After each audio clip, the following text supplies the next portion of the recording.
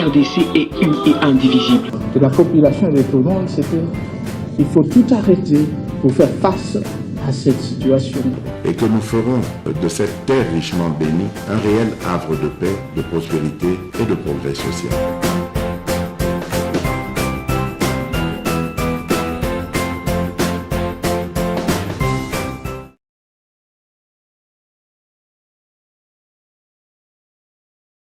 Mbote Labino, Balandignon, Soya Bosolo, Télévision, votre chaîne au cœur des investigations. Merci pour la confiance, merci pour la fidélité.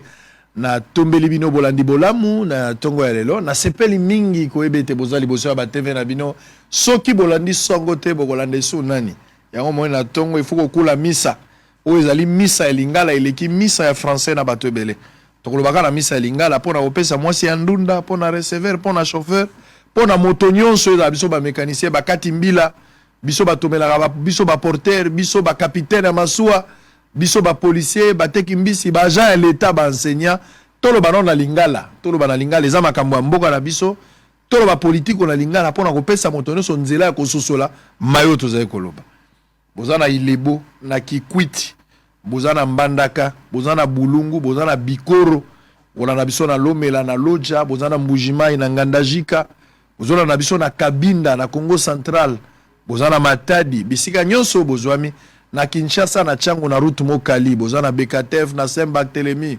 Mulondo bozola na biso kuna na Mapela topesi bino mbote bato bazana Kisenso na Riflar bato bazola na biso pe na Mbanzamale na Mbanzamantek topesi bino mbote bato pe na bazana Vunda Manenga na pesi bino mbote njili partout mbote na lingi bino mingi nazoli kiete émission ekozala malamu tozala débat lelo na tongo tozana 2023 bako benga ngona lopoto français année électorale mbula oyo sengeli maponomi et salama mais moi makambo yango izoko talisa na mwa balolenge bele to biso zoki nzela zambo moni sosola ntaba mboka ezali su musikate est-ce que lolenge makambo za ko salama ezo rassurer qu'il y aura élection ou pas to ko réfléchir kolanda na ba information ndambo tozana téléphone ezali ouvert beaucoup ki kokoma na WhatsApp beaucoup qui komela biso na Facebook bato bazolana na Facebook na YouTube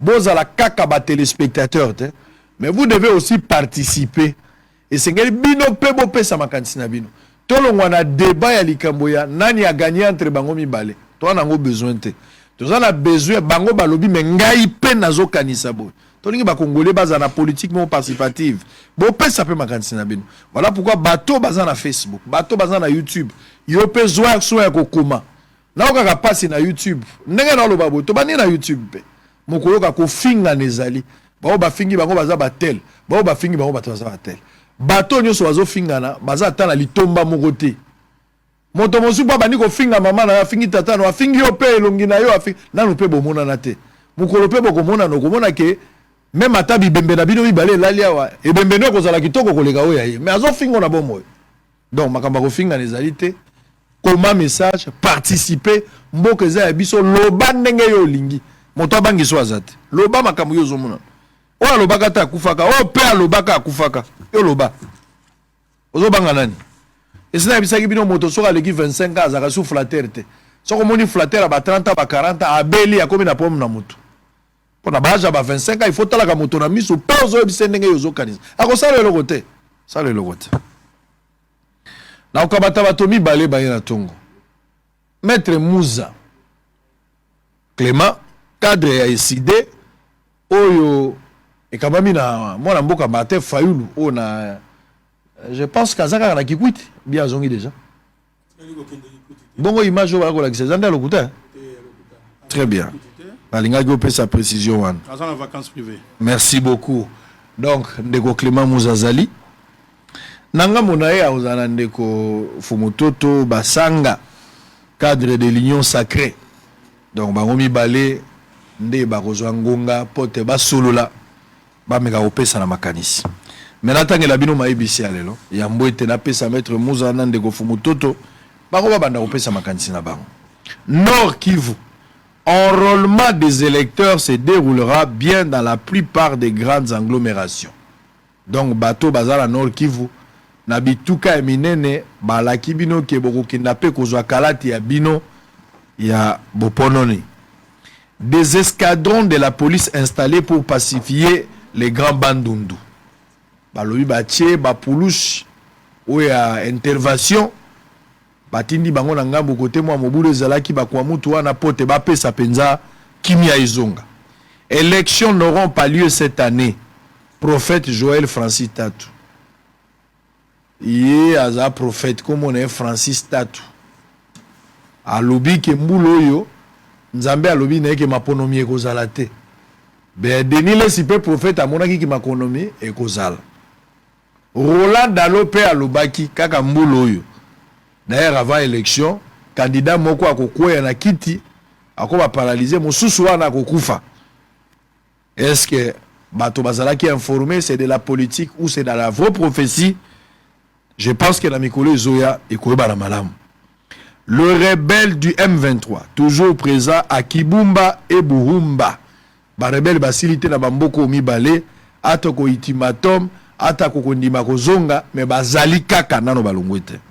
20 morts lors des affrontements entre les milices Kodeko et Zahir à Djougou. Bato na Djougou babundi, ba Kodeko na Zahir, bato bakufi 20 personnes. Paul Kagame prévient que le Rwanda n'accueillera plus le réfugié de la RDC. Kagame a lobby que mboka na Rwanda bakotika koyamba lisusu ba réfugié to bato bakimi epa na biso te ndenge ezaka soki batake ezali bato bakimi epa na biso abia kobenga na bato wana akoboya koyamba bango. La Cour de cassation et la CADECO signent un protocole d'accord pour retracer toutes les recettes judiciaires. Les députés J.P. Chimanga promet de mobiliser dans l'espace Kassai pour la réélection de Félix Tshisekedi.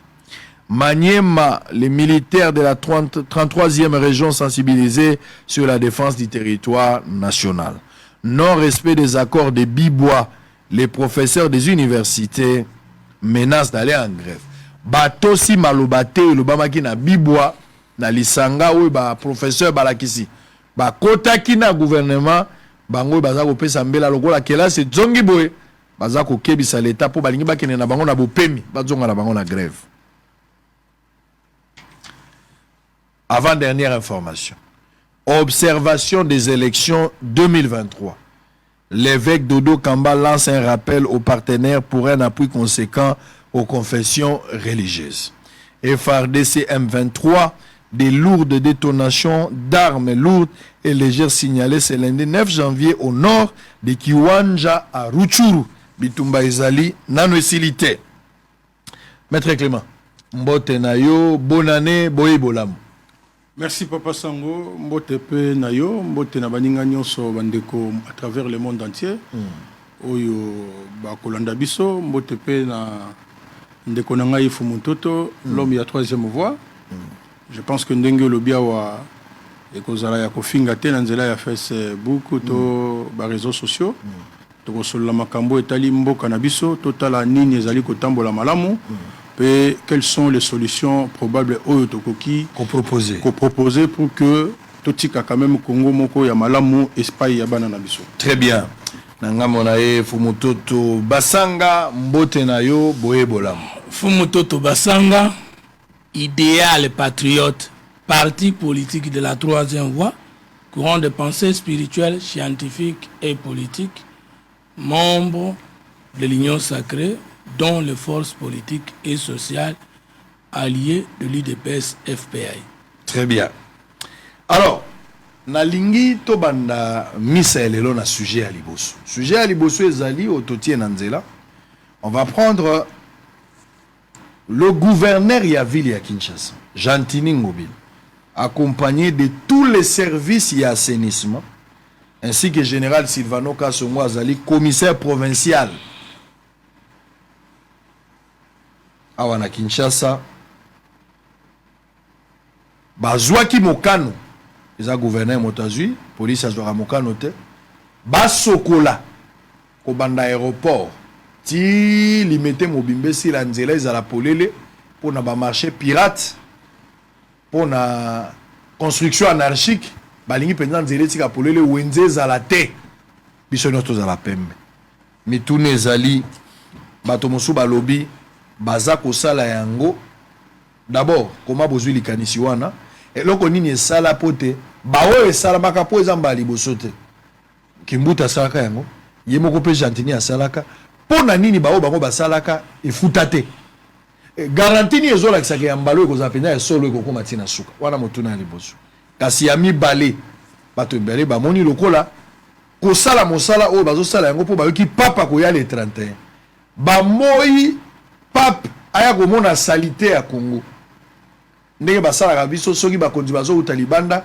batielaka biso garde présidentielle na balabala na opération mixte na police po baprésident bayaka baza na embouteillage te soki bango bakei biso tozonga na embouteillage na biso babi opération oyo ezomonana ke bazosala yango kaka po papa azali koya est-ce que bomoni likanisi yango malamu ya kobongisaka mboka kaka soki mopaya azali lolenge nini mpenza ekoki kosala selobino ça ce sont des propositions pote nzela oyo tozowelela tolobi ke bakoki kotia zando na nzela te après aéroport lolenge nini bino bozomona lokola ba leader politique bopesa makanisi na bino oladi mituna na ngai otali yango zape mwana changu ozape candidat na maponomi ezali koya me yo moko tango tali toloba na lokwa congolais salite tondi na kisasa tambo mwamba lobaki ba congolais ba kinois baati alobaki biso nyonso tozoloba salite eleki wenze ezaka boye te ata na mboka ya bapaya me lolenge esalami omoni likanisi yango bon na landi ndeko Ngobila banda na communiqué na ye na descente na ye pe na déclaration na ye ezotalisaka kaka ke eza manifestation ya non état c'est-à-dire que l'état ça n'a été toloba boye na lingala pété makambo Ngobila zosala ezomona na kazata na planification mon côté c'est-à-dire qu'il y a un hôtel de ville à Ebita au sala nini aujourd'hui il y a un journaliste investigation soko ke ko vérifier na ba déclaration nyoso yo basala esika batu bakufa na courant na matadi kibala vous serez déçus on n'en parle plus basara likambo na 2 jours et après il y a plus rien soko tani image wana romona que les gens continuent à vendre parce que survie na bango ezawana bato teka biloko na mutu batia na mutu olingo somba matembele osombi olingo somba ndundo osombi c'est-à-dire que ça ne va rien changer et ce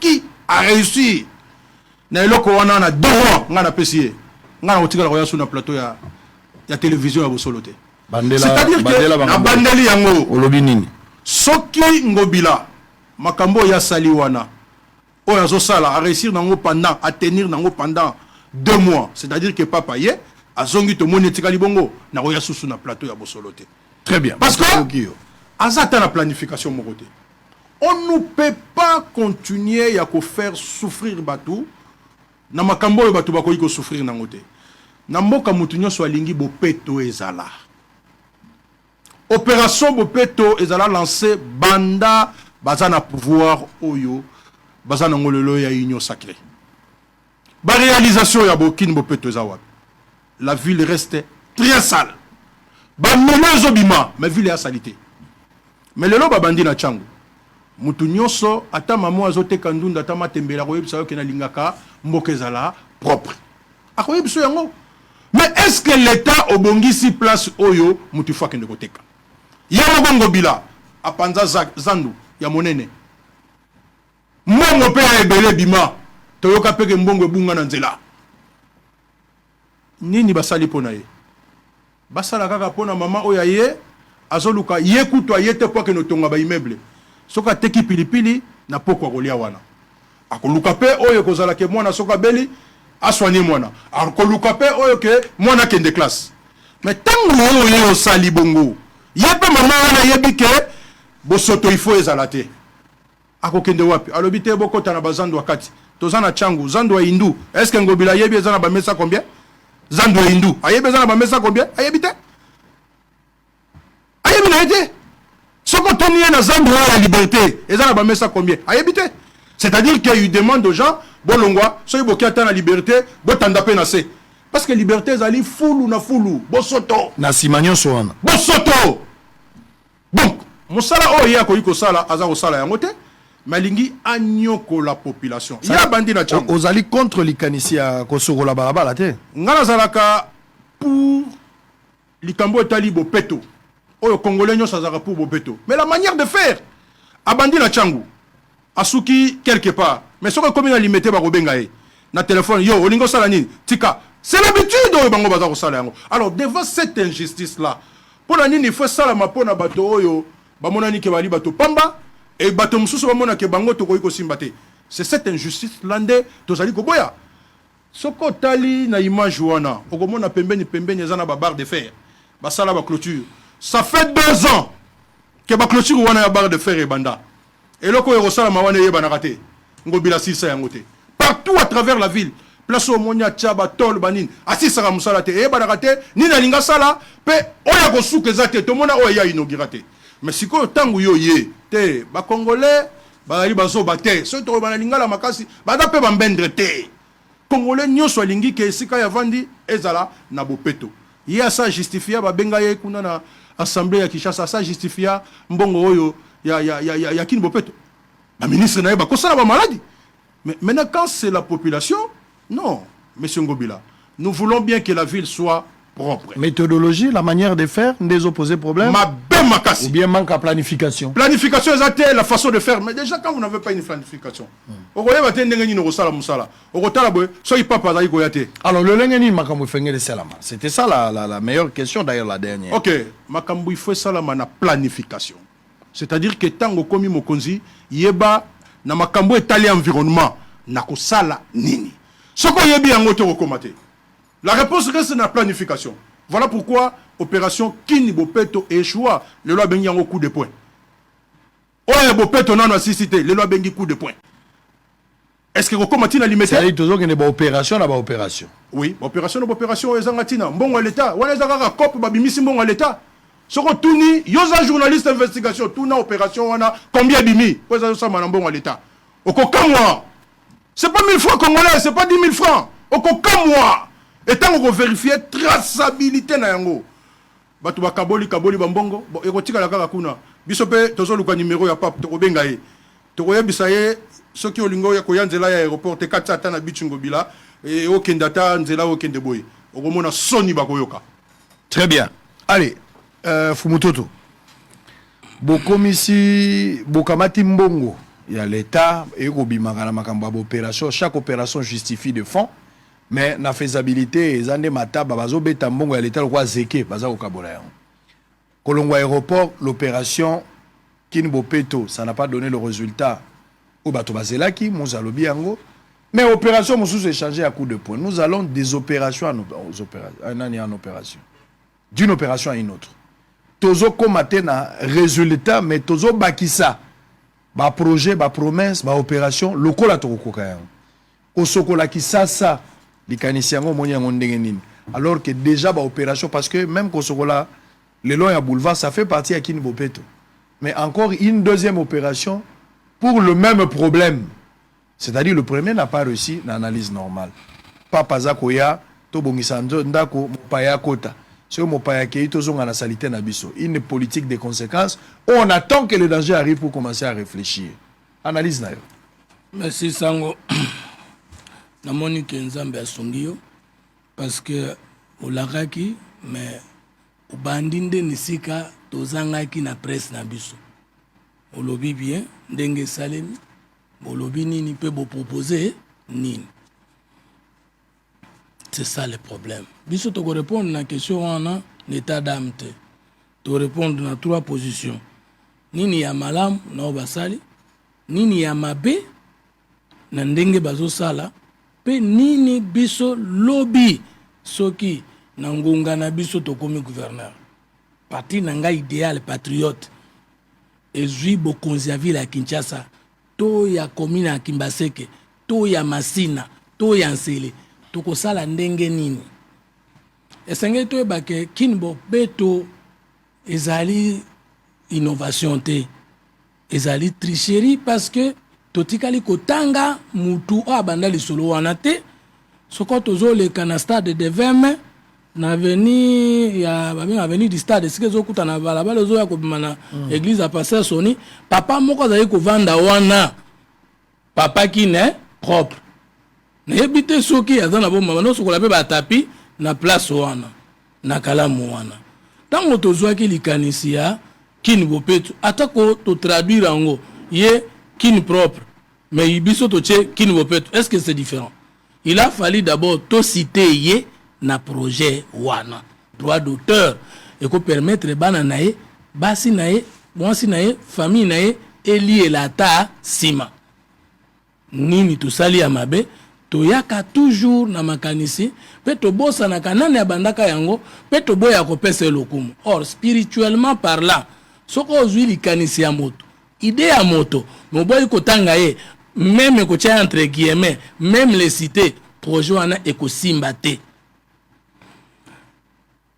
tobuka topanza tozopanza tokobuka lobi kimbuta abuka Jacques Mbunda abuka yebisanga congolais kinois gouverneur nani aya na ville ya Kinshasa abuka te mais depuis tobuka peuple kinois anyokwa makakaka alela kakaka akunda makakaka mais ba gouverneur nyonso na basi na bana na bango baliaka malamu bamelaka malamu bana bango na poto biso to boyi nyonso ekosalema te mais tolobi o nyonso ekosalema ezala mabe ezala malamu soki peuple azolela lisusu te akomi malamu nde suka toponaki kosala politique yango wana mais pona nini biso kaka peuple nde alelaka ba gouverneur ya Kinshasa balelaka te peuple nde akundamaka bango bakundamaka ndenge wana te tozo yamba chef de l'état na loja na kuti ba tracteur na tikala komona te na loja to bongisi balabala poto la chef de l'état que en tout cas loja ezalaka bongo malheur à nous président koya lobby ayete mbula ndeye mbule beti ezongisi balabala na ndenge ezalaki. Quand le chef est arrivé, je me suis posé la question, est-ce que ayebaki ke balabala wana ndambo kutaki ezalaki abongisama toke na loja sikoto okute zonga ndenge ezali? Alors biso tokomaki na bandero na biso, les inconnus du Sankour te disent soyez les venus chez vous.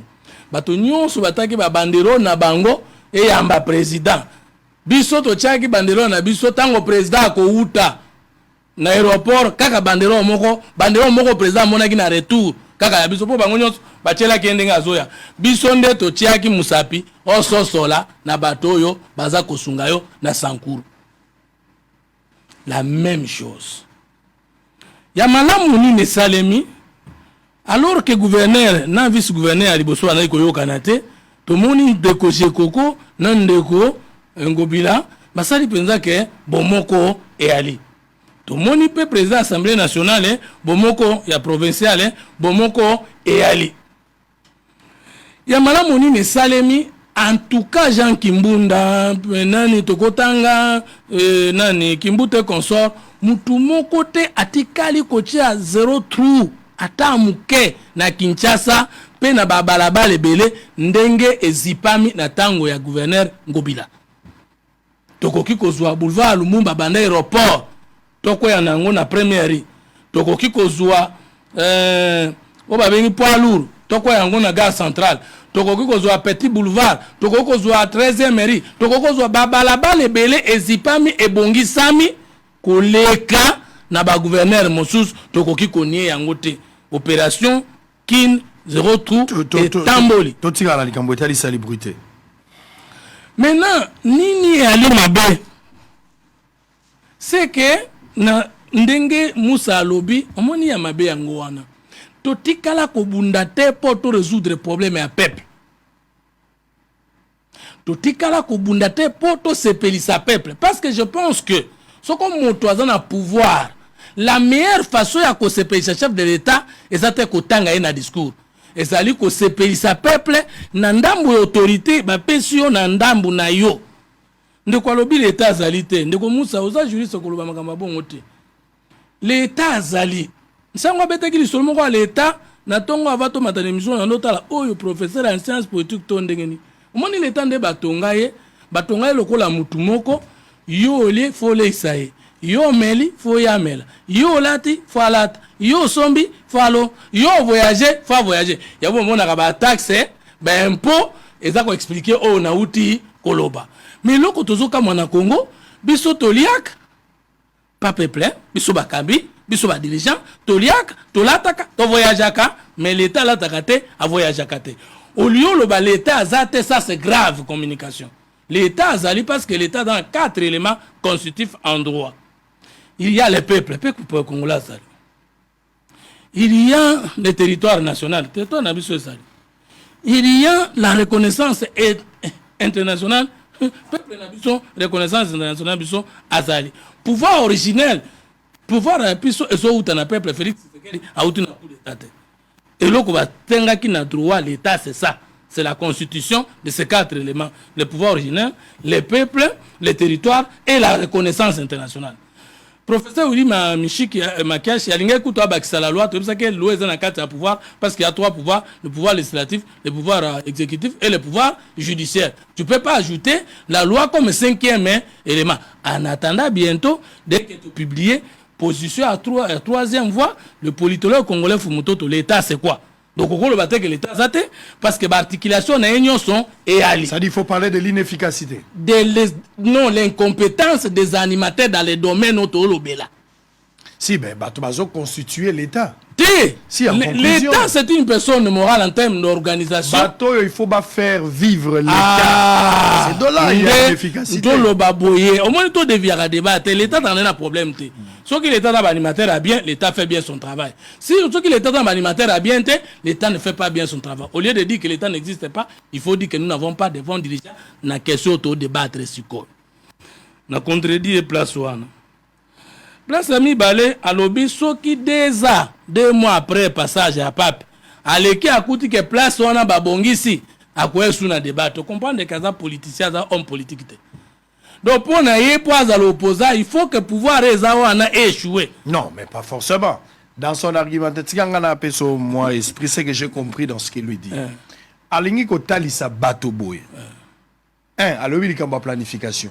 alobi que na makambo et salami o bazako bongiso yo planification ezalité c'est-à-dire lokola planification ezalité suite ya likambo ekobota eloko te azoba nanon ko condamner Gentini à planifier te lokola la ville n'a pas planifié akoki ko faire foi na likambo wana te babongisa mboka na foi te na misala donc ya lobi lo planification ezalité azondima te donc eza ba spectacle moko eza osala ngo périodique a tiendangi na ya 2 mois après 2 mois lokola planification ezalité eloko ekozala te so eloko esalami ya kwa yesusu mais ce que c'est que Azali négativiste pays ne croit pas que biloko ekosalema c'est là que je le ramasse akoki koboya te au contraire il faut aloba na lobby soki pape akei na kozonga 2 mois après akolakisa bino ke bato wana na planification te basalaki pona pape yesengeli abima sikoyo prophète en politique et c'est ça le rôle de l'opposition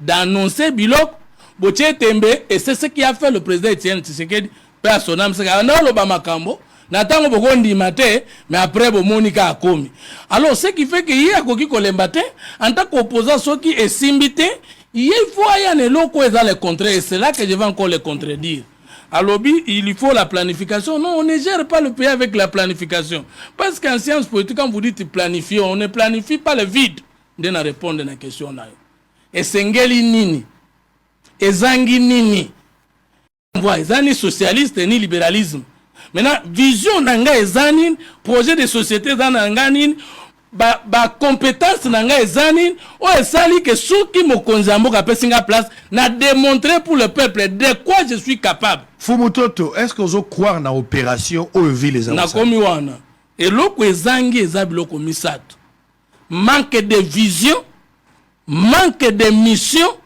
et manque de fondement pour l'administration des villes. C'est lui qui l'appelle, c'est ce qu'il appelle planification. Non, mais on planifie une vision, on planifie une mission, on planifie un fondement. Maintenant, t'as la différence. Ce qui fait que jamais Ngobila tato PC 20 ans, Kimbu tato PC 30 ans, bakobongisa ville ya Kinshasa te eza te po baza mutema mabe te eza te pete po baza incompétent eteni ya liboso ezali elimo esenge tobundisa ignorance la peur et la pauvreté eteni ya mibale ezali nzoto esenge tobundisa bokono bolei mabe bolali mabe tokoti na habitat déjà toye na ville eteni ya misato ezali environnement milieu na yo faut tobundisa enclavement salubrité et pollution. Maintenant, considérant l'homme comme milieu, bakoki jamais gérer une ville, ça tout le monde ancien de la ville, le monde nouveau de cette ville qu'on appelle la maquette, ne tout monde action gouvernementale, et zolanda kane maquette wana. Yo so mon immeuble moko ya 20 étages, bazo tonga maquette ezate, ndabo koya baka soke siri.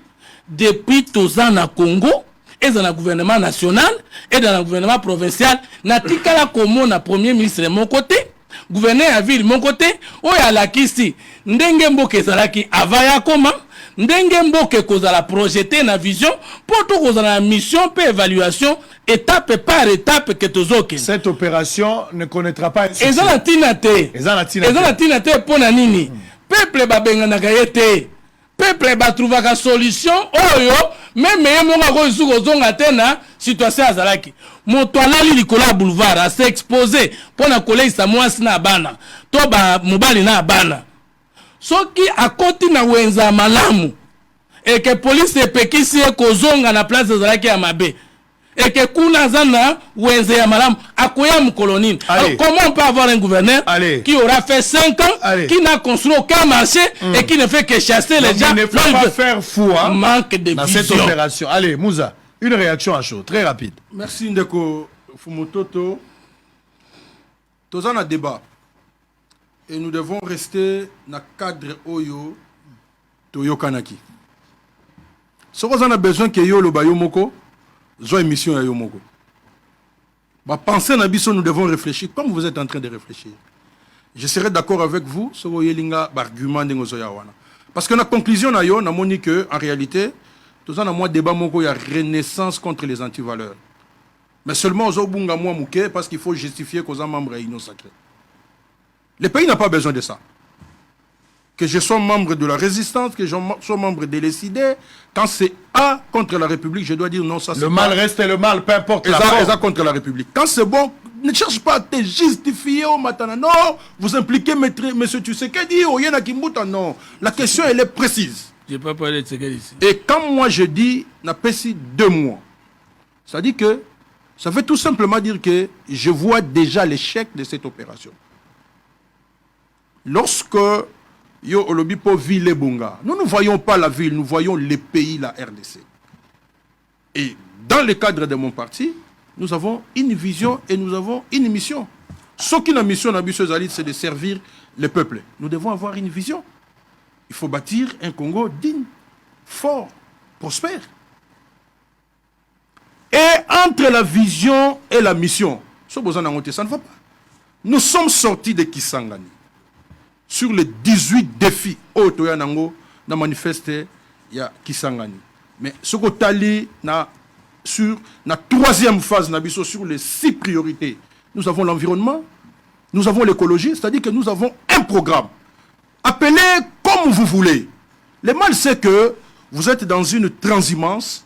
Bozana batu yako kota kota. Botika biso toza ba réserve ya République, toyebi que tout na biso koya. C'est ce qui se passe dans toutes les démocraties. Vous perdez le pouvoir, botiki bateau bazana vision na bango baki, bateau na so balongo bino boye boche vision na bino, c'est comme ça que le pays peut aller de l'avant. Hier autant vu d'aller FCC, après Yokoti, c'est le cas avec Ngobila. Ngobila c'était le gouverneur du FCC, gouverneur Oyo Kabila présentaki. Dites-moi un peu, il est aujourd'hui avec Tshisekedi. Et là on y va ça en commun par rapport à Oyo, ba votaka ye na kati ya assemblée provinciale. C'est ça le mal. Mon côté, oh, il y a un voter sur base de tel programme. Parce qu'il est là, à la tête de la ville, sur base d'un programme. Et Nassi na yebisa yango. Chez lui au bureau. Na l'accès ba photo ya bato nyo soza wana lobi. Papa, tala omoni ba photo ya o. O ba remplacer qui, o ba remplacer qui, o ba remplacer qui yo ko remplacer Kimbuta. C'est-à-dire que si demain mon parti gagne, je peux aussi être gouverneur. Je ne viens pas faire la publicité. Mais nous devons savoir dire Makambo Ezali, Yamala Moutolo très clairement. Alors, lorsque vous parlez, vous dites que situation, il y a positif Ezali, il y a négatif, il y a rôle dans l'opposition, je te concède. Il y a 750 mètres. Parce que Robodo, il faut la Kaya, parce que Ndeko Tshisekedi, il faut la visiter. Et ça fait 2 ans aujourd'hui. Attends, machine, donc vous voyez vraiment une route, et Salama, en plus de 2 ans, 750 mètres. Non, c'est de l'escroquerie. Pour le simple, tous les comme ça, tous a besoin de Mboka et Kende, Liboso.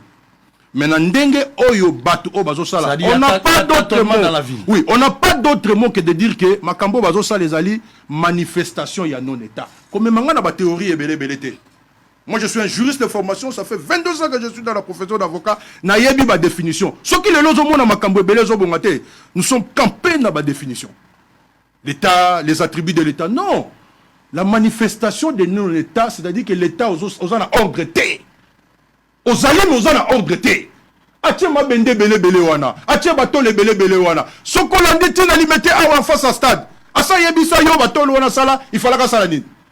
Quand vous venez, vous faites ça, c'est-à-dire que vous avez un financement, vous savez que vous allez intervenir dans 3 mois, 4 mois, pour aussi ça. Il n'a jamais fini quelque chose depuis qu'il est là.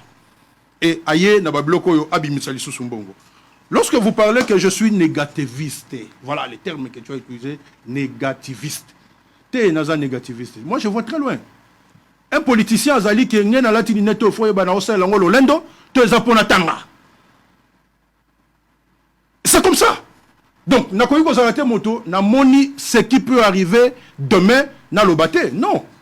Quand nous aborderons la question des élections et enrôlement, na koyi bistano ce que je vois pour demain. Allez, voilà. Rebondissez, précis, on va, s'il vous plaît, on va au Pesanga. On va d'abord prendre la parole. Je vais quand même dire un mot en attendant que tu me cherches les images, même extérieures, Dubaï, ou bien l'Afrique du Sud, ou Suisse, ou bien Paris, partout. Nous avons quand même quelque chose. Nous allons comparer. Moi, il faut que j'arrive à comparer. Pourquoi vous voulez qu'on ne compare pas? Ici, on vole plus. Là-bas, on ne vole pas. Pourquoi vous ne voulez pas qu'on compare? On va comparer. C'est un État. Nous avons un président, nous avons un gouvernement, nous avons des conseillers, nous avons des villes. Nous avons une politique, un système où ils sont en place. Nous sommes un pays. Tant que nous avons un chef de l'État, nous avons représenter le pays. Nous sommes un État. Donc, c'est comme une comparaison que nous avons. D'ailleurs, nous avons une indépendance. Et puis, nous avons la richesse ébélée. Bato baza la richesse mukie baza pe na peuple mukie biso toza pe na peuple belé ba pesi biso pe belé tata moko aza na bana 20 azwaka $100,000 tata moko aza na bana mibale ba futaka 10,000 donc ouais azu mukie azu na niveau na yo pas zu belé toko comparer kaka faut comparer ce que nous voyons à l'étranger ce que nous voyons ici ezate ozo comparer le roi niena gâteau tali penza que loko ezate na kati ya molongo parce qu'à un certain moment ils ont ça la passe ozo tuna est-ce que bato bezo kanisa parce que na sali enquête moko il y a des hôpitaux et zobima. Motasili si classe na université a komi munganga. Aloki musala à l'état azuité. Mususu pe accueilli ba kotisi pe na commission d'affectation. Mais moto a sali déjà hôpital a monique na musala à l'état lokwa baba ndo futanga na note a loué ndako moko ya 2 chambres na salon ba kaboli ndako wana ba ti yango ba service liboso ya ndako. A komi parasito hémato ba ti médecine interne ba ti gynéco chirurgie. Hôpital les atana mukanda mokote. L'État a commis kokende. Kokende luka mutu wana po comme en ordre. Na place que avant Fongola, en amont il fallait zanon na mikanda. L'État a commis obligé banda kolanda bango. Et puis en complicité avec des inspecteurs. Inspecteur yemoko azobenga munganga zoloba. Normalement l'obito goya tokuta léon a 20 poto bongisa pour l'obito goya équipe à 10. Il faut na yebiso déjà ndengi bango bazokanisa.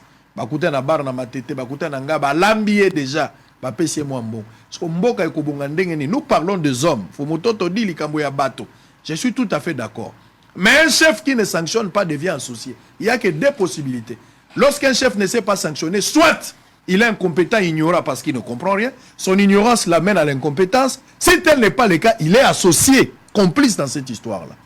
On va prendre ça après. Fumototo, votre réaction? Sango, merci beaucoup. Maître Moussa, merci pour le sens de respect et de courtoisie. Ce qui m'ont alobaki négativiste et sali on m'a bien arrêté. Non, pas du tout. Merci. C'est un vocabulaire. Alors, Toyokani style un plan, un point à mettre. Il faut retenir que ce qui nous unit, qu'il soit plus grand que ce qui nous divise. Que le Congo gagne avec Kousanou. Parce que l'homme politique, ce n'est pas celui qui dit moi ou rien. C'est celui qui dit avec ou sans moi. 100 ans après, 200 ans après, Nasimananga et Kozalandengeni. Il y a un idéologie, on a parti, on formé pour que l'idée nayo na valeur nayo et sungambo kata yo kufakala. Toyokani na ndeko que sans vision on ne peut rien. Et loko tozo reprocher na gouverneur Ngobilo monaki tabato akufaki au pesa qui extrait ya interview moko salaki. Je me suis posé la question, est-ce qu'il y a des chargés de communication dans la tika qui passe place au lobby? Na yebite plan directeur di nani na yebite mbokango ndenge na kutaka bongo depuis 1960 na kobandela wapi na kosuka wapi et loko na zela ke pas Félix Tshisekedi on a kenda kolanda ye mukolo alobaki ke oya lingi moka rejoindre nga on a ndima ko perdre succès nanga on a finga ma pe na tcholama na diaspora na Kinshasa. C'est que je cru que lorsqu'il vient il va changer les choses et je suis avec lui parce que je comprends qu'il va changer les choses. Mais ce qui m'a étonné c'est que ceux qui tout na mboka on a aussi décidé pour to bongisa c'est ce jour là qu'on devait demander à Ngobila de démissionner parce que dans mon lobby na ko bandela wapi na ko sukela wapi et lingo bazana visiote Joseph Kabila otobi kaza diable na bato mususu ya biso ya union sacrée alongola bende gouverneur na Mbandaka alongola Joseph Akila gouverneur na Mbandaka tango zaki soupçonné na makambo ya mbongo ba senya comment un gouverneur qui dit ayebe sika kubandela te ayebe sika kosuka te tokoki kotika ye abuka économie. Je vous assure à travers le monde entier ce qu'on moni gouvernement bandi ko buka baligabro eza bandoki. Parce que l'économie est bandakana elo comme d'autres te kamukate. Et tant que vous bouquez ça dit tout ce qu'il y avait comme début ça nini et koufi. Et maintenant vous voulez créer la richesse alors que vous êtes en train de casser la richesse. Donc aujourd'hui on fait du peuple congolais qui va sur la rue responsable de l'impropriété de la ville. On inverse le triangle bêtement. Bêtement. Aucun peuple n'est civilisé dans le monde. Tout ce que vous allez dire aujourd'hui, Dubaï, Maroc, Bruxelles, tout ça, ce sont les hommes politiques. Ne ba même peuple na bango na niveau wana. Ce que peuple na biso zo teka na biso sengele teka te 100% faute ya biso ba décideur. Alors na lingi ndeko muza ozala lisusu te lokola à tout le monde. Nga na chance na biso si to ici na université à Kinshasa, Numbashi Kisangani ozali parmi ba université ya Kombo ya Solo na Mboko. Okoki ko boya définition te poko ko lo bateke définition ne bebi simboka. Parce que un mot ne peut être distingué d'un autre mot que par sa définition. Et la logique formelle, nous avons des définitions. La définition en compréhension et en extension. Ce qu'on a au sali droit, c'est-à-dire que vous comprendre les termes et temps, vous n'avez pas la même âme que les politologues. De la même manière qu'il y a des concepts ou des jargons en droit, ils ont donc un comme simple mot qu'on peut raconter dans le dictionnaire et pas la minute, c'est toute une doctrine. Je ne définis pas l'État, je définis la manifestation de je vous dis qu'il ne faut pas salir l'État, l'État congolais. L'État congolais azali asande koshanga batu oyo bakoki ko conduire na domaine auto débattre. C'est pourquoi problématique nangai. Avant na kota na FCC, nazali na kati ya FCC, pe na bimi na FCC, nazali union sacrée et même après union sacrée, je dis que le Congo a un problème d'homme, de culture et d'organisation. Très bien. S'il vous plaît. Deuxième élément. Na pétition banda les lots utiliser mot transhumance en tort et à travers. Moi, je suis géniteur d'un courant de pensée, la troisième voie. Il y a la droite, il y a la gauche. Moi, je suis géniteur du milieu au Congo. Au Kobenga na transhumance, au monde na comme socialiste. T'es na kokufa na kokoma socialiste te. T'es na kokufa na kokoma libéraux te. Na kota ki FCC na parti politique na plateforme électorale. Na lombe FCC na parti politique nangai na côté nango union sacrée. Est-ce que transhumance c'est un parti politique ou un individu? Alors on va parler plus. Je sais pas de quoi vous parlez. S'il vous plaît. Je voudrais qu'on reste dans les débats. Je suis dans les débats parce que c'est vous qui évoquez ça. Non, mais ça. Non, on a le débat. Mais c'est ce que je dis. Restons dans le ça. Totika na molongo na likambo il faut to conclure chapitre pour te changer to le bela makambo insalubrité cette opération il y a coup de poing mais il fallait que ça ait parce que s'il vous plaît non s'il vous plaît moi je ne juge pas sans quoi s'il vous plaît s'il ça alors nasiri si na lobi boye transhumance ya Nzengubila ça peut se comprendre parce que c'est un individu qui a quitté son parti politique ou azaki na label nango azaki même gouverneur Aza transhumant. Mais moi je suis avec mon courant de pensée, avec mon parti politique idéal les Patriotes, avant d'aller au FCC, pendant et après, et à l'Union Sacrée. Au Benganga transhumant, na salinine, na ndengenine. C'est qu'aujourd'hui, moi on a na ndenge nanko et ça n'existe pas à travers le monde. Alors maintenant, tozongi si na question na ndenge otuni biso.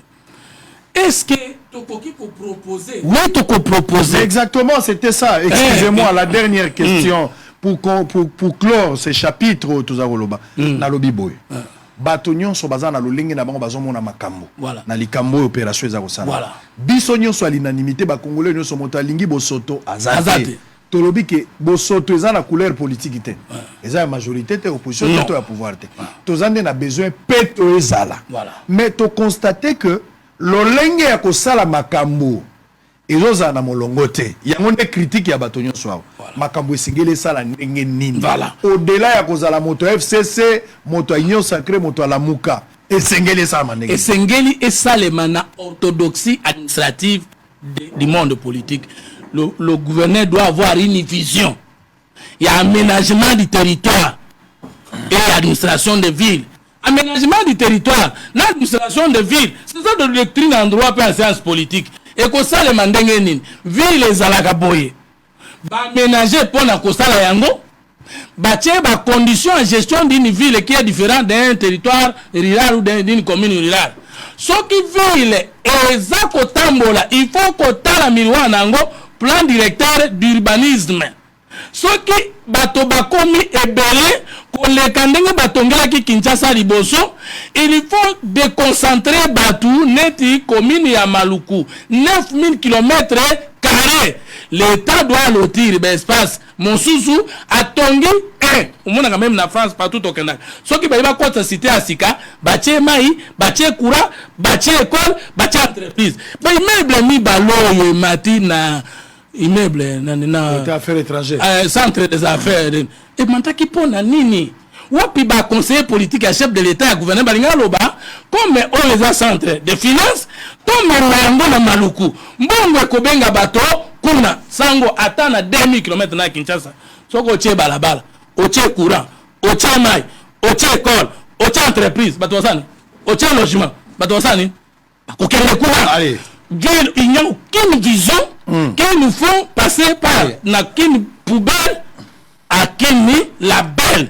Et le gouvernement actuel doit cesser de dire ça les chefs de l'État et de dire ça les peuples congolais qu'en disant qu'on fait élire Tshisekedi en 2023 et ça le coup l'a caché alors au Koki de la matin. Oui, allez, si ça va, moi je vais donner une idée. Merci beaucoup Ndeko Sango. Vous avez le temps. Émission tellement que Batou Balandarango et puis les émissions Mokoyo. Ce que les qui ils allaient ramasser quitter parce que les Congolais va se retrouver en Ango. Mais nako ezaka proposition ya kondima ya kondimate to ya koboyate ce qui peut système ya chrono ko côté rozamala chrono ezali nazotala ozana tala alobi penda boye tala minute na ye tala yo moko yangwana chrono ezali alobi penda boye 2 minutes na ye et 4e mbala moko na micro batu baroyo te ce qui moto aleki sita yo il faut récupérer merci allez-y ozana ta vraiment na rozana essentiel parce que makambo ya bopeto ezana ngo likambo couleur politique ité tozonge la pe makambo to lobi lobité parce que batu bazona ndabiso la vraie réalité eza na conscience ya mitema ya batu ndenge batu pe bazo sala ba cop na bango na mitema na bango mais babimi boyo lokolo asi balati bazali batu ya peto ndeko olobi ngobila yo qualifié que ye au moins à cause na transhumance yote yo otika relaxa awate o laxa batu procès verbal oyo yo sala na batu na yo ya troisième voie pour bokende na Union Sacrée. Non, vous avez décidé. J'ai parlé avec les gens d'État. Il y a Yeloko, il y a Bengi, parti politique à troisième voie. Autant le procès verbal, les gens se plaignent d'un comportement. Et les gens même ont regretté que Bafingio partout dans la diaspora, Bafingio na décision. Vous n'étiez pas appelé, Yakozala, na messieurs, tu sais qu'il y a une Union Sacrée. Vous avez fait la transhumance. Accepte-moi. Mais tant que Makambo est changé, vu ce que nous avons vu ici, mais vous serez nulle part. Si vous ne gagnez pas demain, vous serez nulle part. Et ça, on dit matin que Moutouazan a vision, il y a eu de pèse. Bon, ça, on qualité entre les deux partis. Au lieu qu'un balamoko le bité, le co décidé, de pouvoir, n'a pas na kota wala, na kimi Tshisekedi. Non. Ça ne se passe pas comme ça, c'est comme ça que les pays reculent. Et bien nos combats intellectuels, notamment, excusez-moi, je vous l'ai dit, par rapport à l'environnement politique, vous êtes à la base de ce qui nous arrive aujourd'hui. Qu'est-ce que vous avez eu à partager avec l'UDPS? Allez-y, s'il vous plaît. Qu'est-ce que vous avez eu à partager avec l'UDPS? Rien. Vous étiez dans la vision de de l'ancien président Joseph Kabila.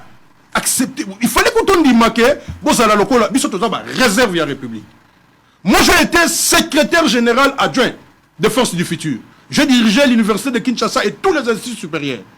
Tant qu'on a dit que moi, Arthur Zahid Ngoma, à Kenaguer, je lui ai dit très clairement que ça ne m'arrange pas et je me retire. Je pouvais être conseiller dans 1+4.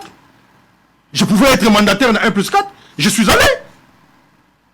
Et depuis que la 500 classe je suis dans un combat politique. J'ai été élu député national. Numéro 5 dans la liste de Tchango. Invalidé. Mais j'ai accepté. Je pouvais aussi faire la transhumance. Vous ne savez pas ce qui est arrivé après? Tout ça là, Makambu Oezalike et Kobongisa Mboka. S'il y a une cause aujourd'hui, Otozo souffrir Nango, c'est que vous appelez la vision Yango Bilawana. C'est que, avec la vision, il y a PPRD. Le PPRD savait que ce qui te suit, vers à Kinshasa, qu'est-ce que nous allons faire? Il a défendu ça. Ce qu'on a Longwe, Mouta PPRD, allez, Bayambe, mais c'est clair, il ne faut pas être étonné de la déclaration, que vous allez étonner.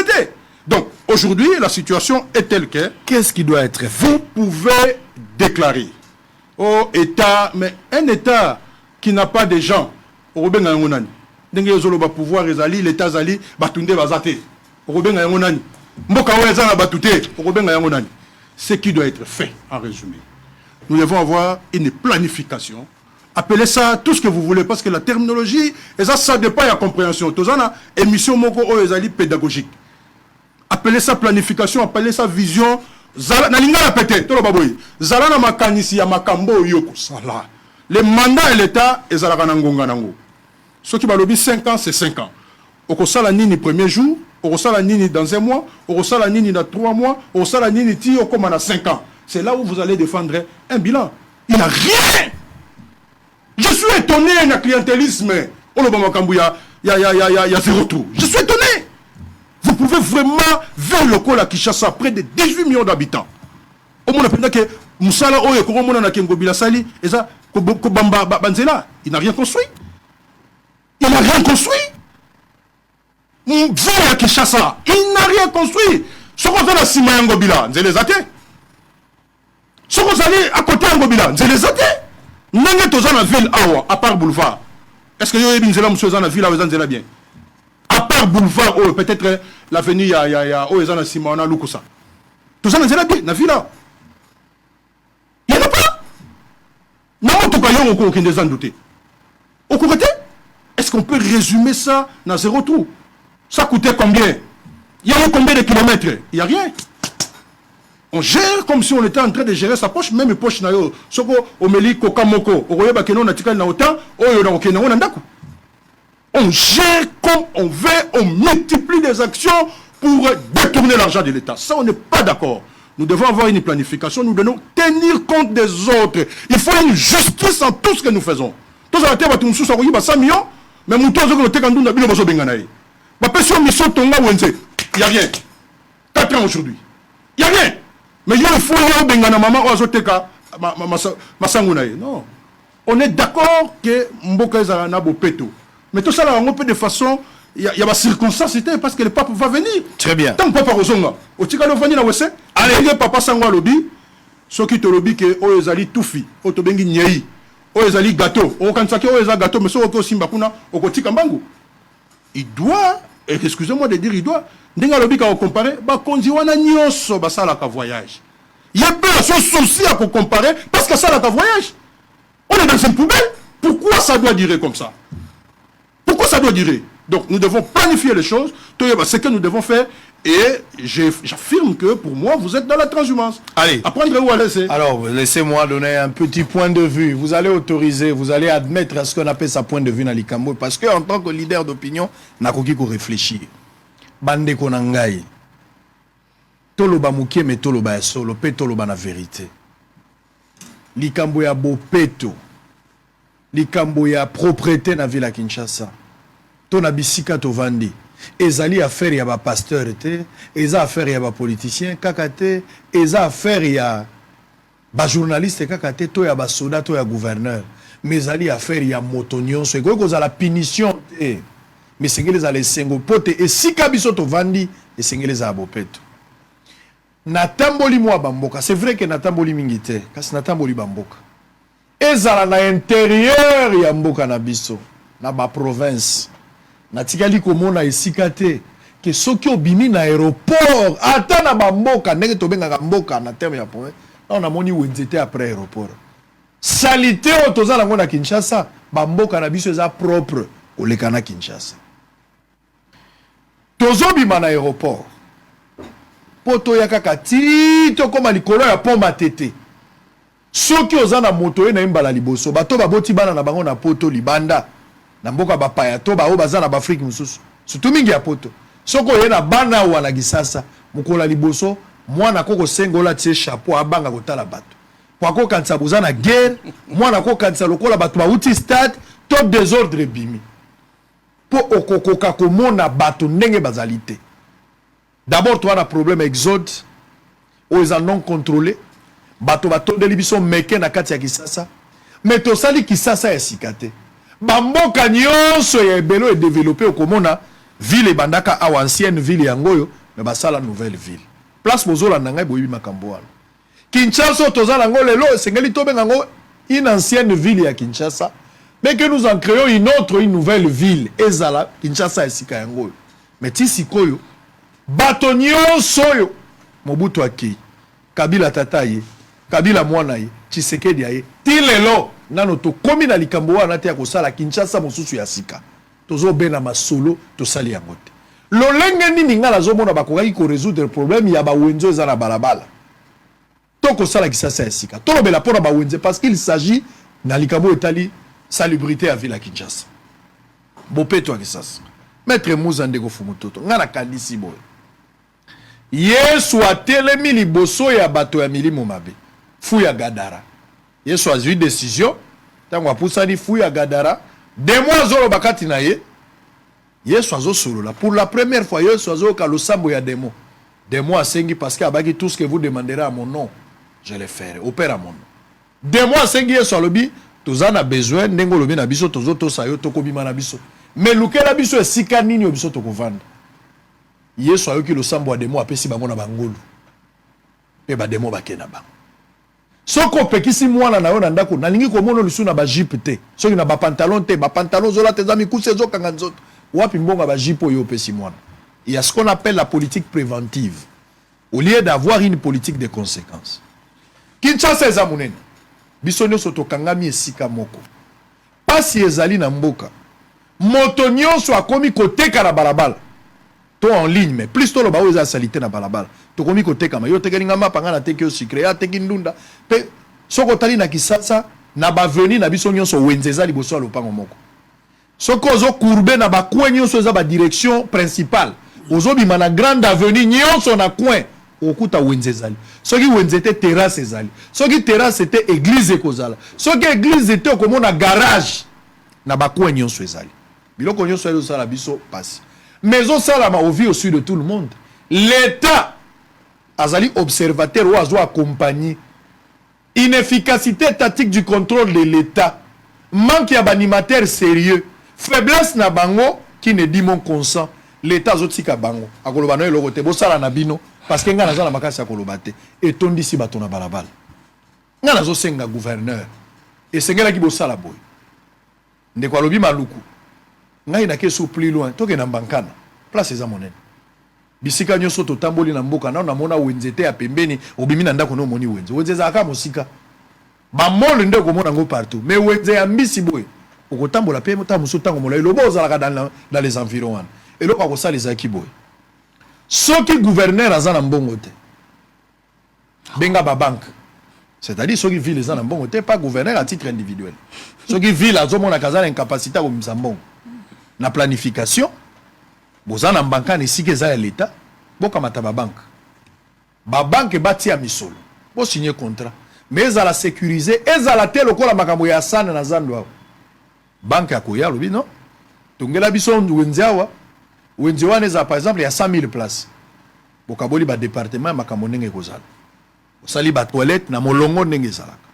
Banque a sali contrat pour 30 ans par exemple.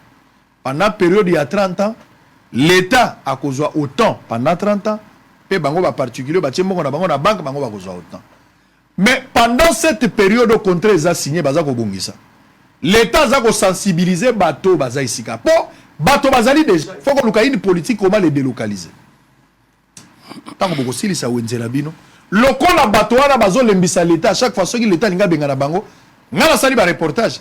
Maloba maman ne zakaka, tozo boko la ban. To futé la Minerval.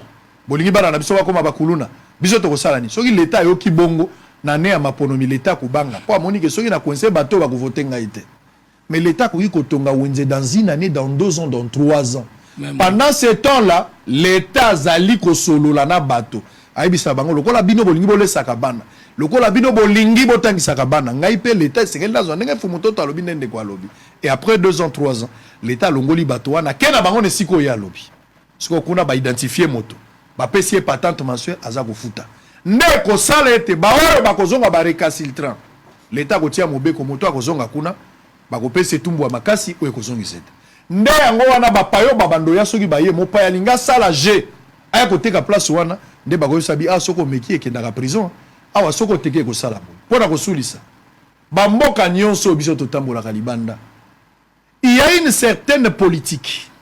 Une certaine dictature n'avantage la population et comme la culture pour na bateau ba benga ngo ba mesure impopulaire biloko ezo sepelisa bateau na noté mais so comme on dit que ça pour na bolamu na bango bosali yango dans un premier temps et puis na suka ba koya ko mona ke zaki bolamu na biso ne likambo na bango basalaki lokola na cas d'espèce l'État za na kambo ko négocier té mais l'État aza ko bengana yambo etasala bota lokolo o eza ba Dubai té motoni na kozwa courage aya kotanda pembeni o eza kutu Dubai te o eza Kenya je pense o eza Kenya je pense ça c'est même pas Dubai o to na Kenya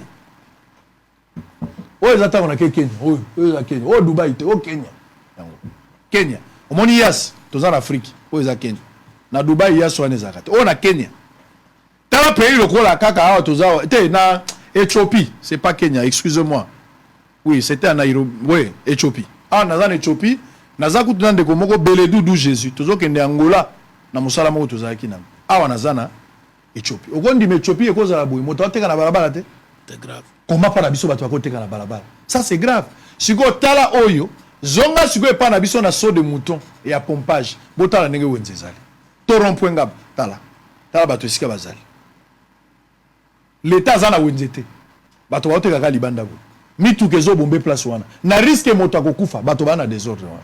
Il y a une politique de prévention, un problème de vision, un problème de planification, mais nous attendons que les dangers arrivent pour commencer à réfléchir. Police a sa place wana, na solo na commandant, mais inefficace. Azo biso te bakonzikaka, koba longola biso te bakonzikaka. Allez, on va terminer, on va prendre d'abord une petite pause. Na rozongela s'il vous plaît. Na rozongela yo rozo. On va prendre elokwana rotolaxi azando. Et puis le ministre des Hydrocarbures, Maître Didier Boudimbo, autorité morale du parti politique, Autre Vision du Congo AVC en sigle, séjourne à Lubumbashi, chef-lieu de province de Okatanga, depuis le week-end dernier dans la ville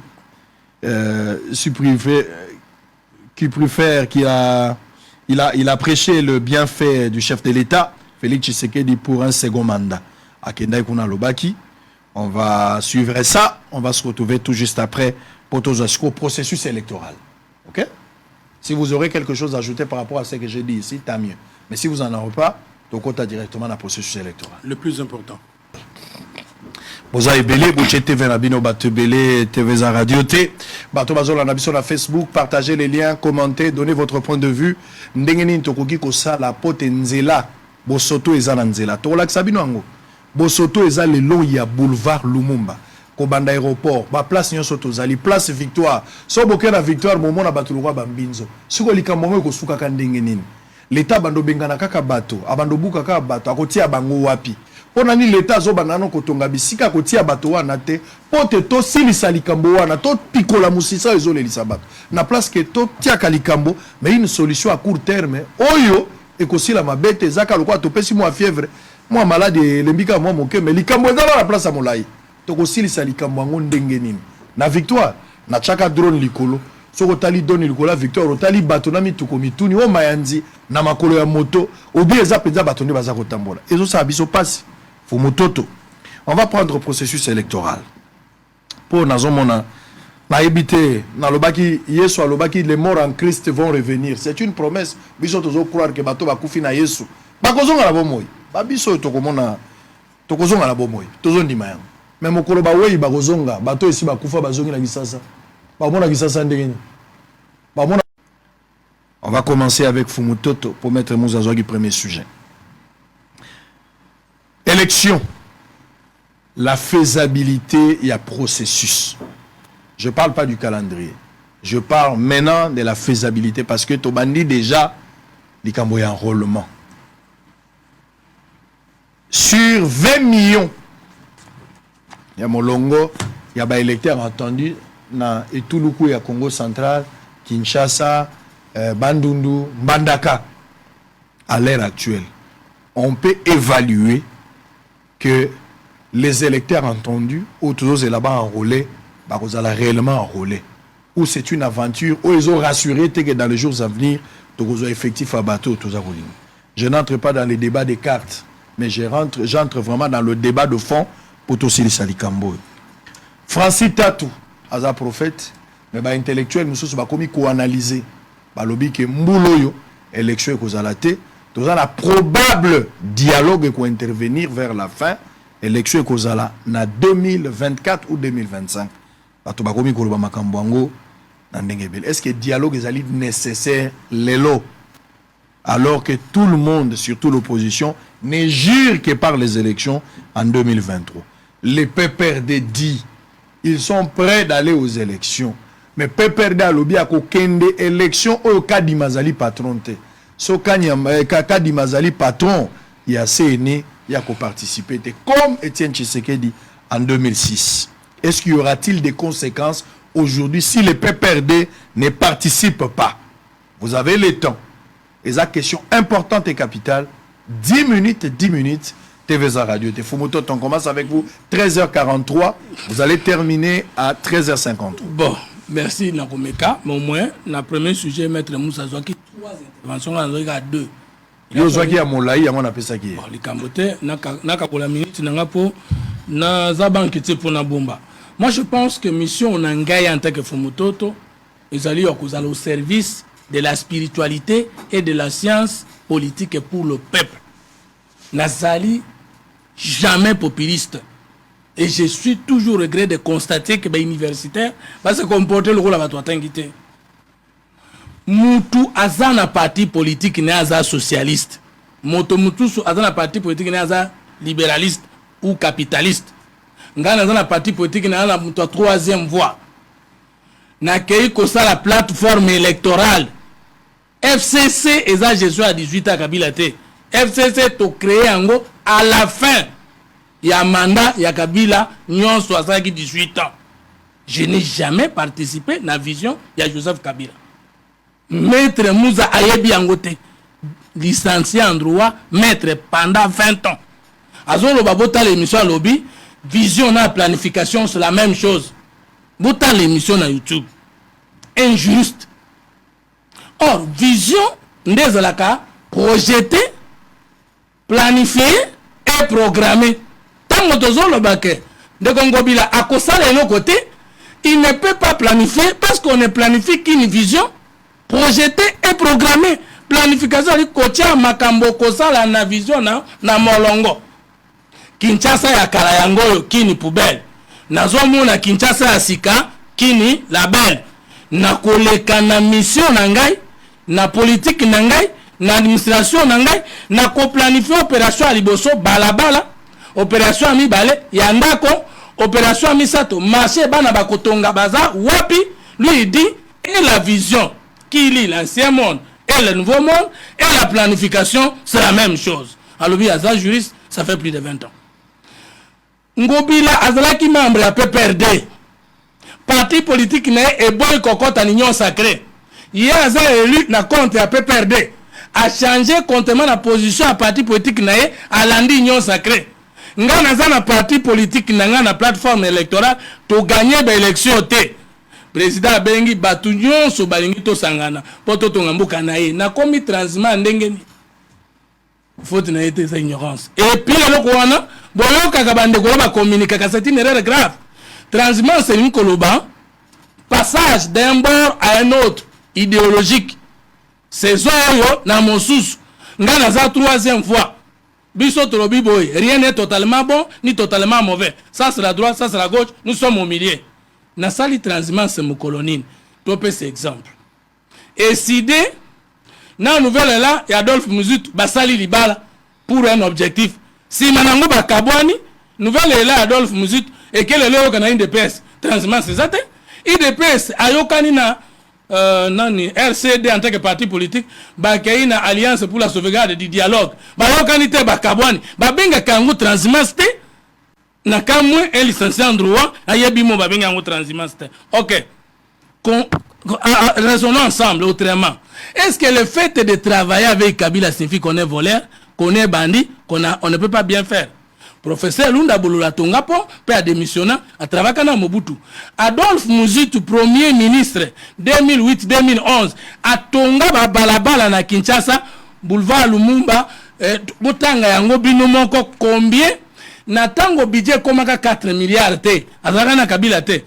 Nga mukona koyoka son ezali mukolo congolais moka kolakisa bino que dans toutes les alliances politiques on a sala na bundisa peuple congolais na iba mukolo na koyoka soni yango wana. Les attentes supposons là nous poster. Merci beaucoup. Alors, une raison de plus na zo poster. Mais maître Mouza, élection tinda ya bengaka Fayulu.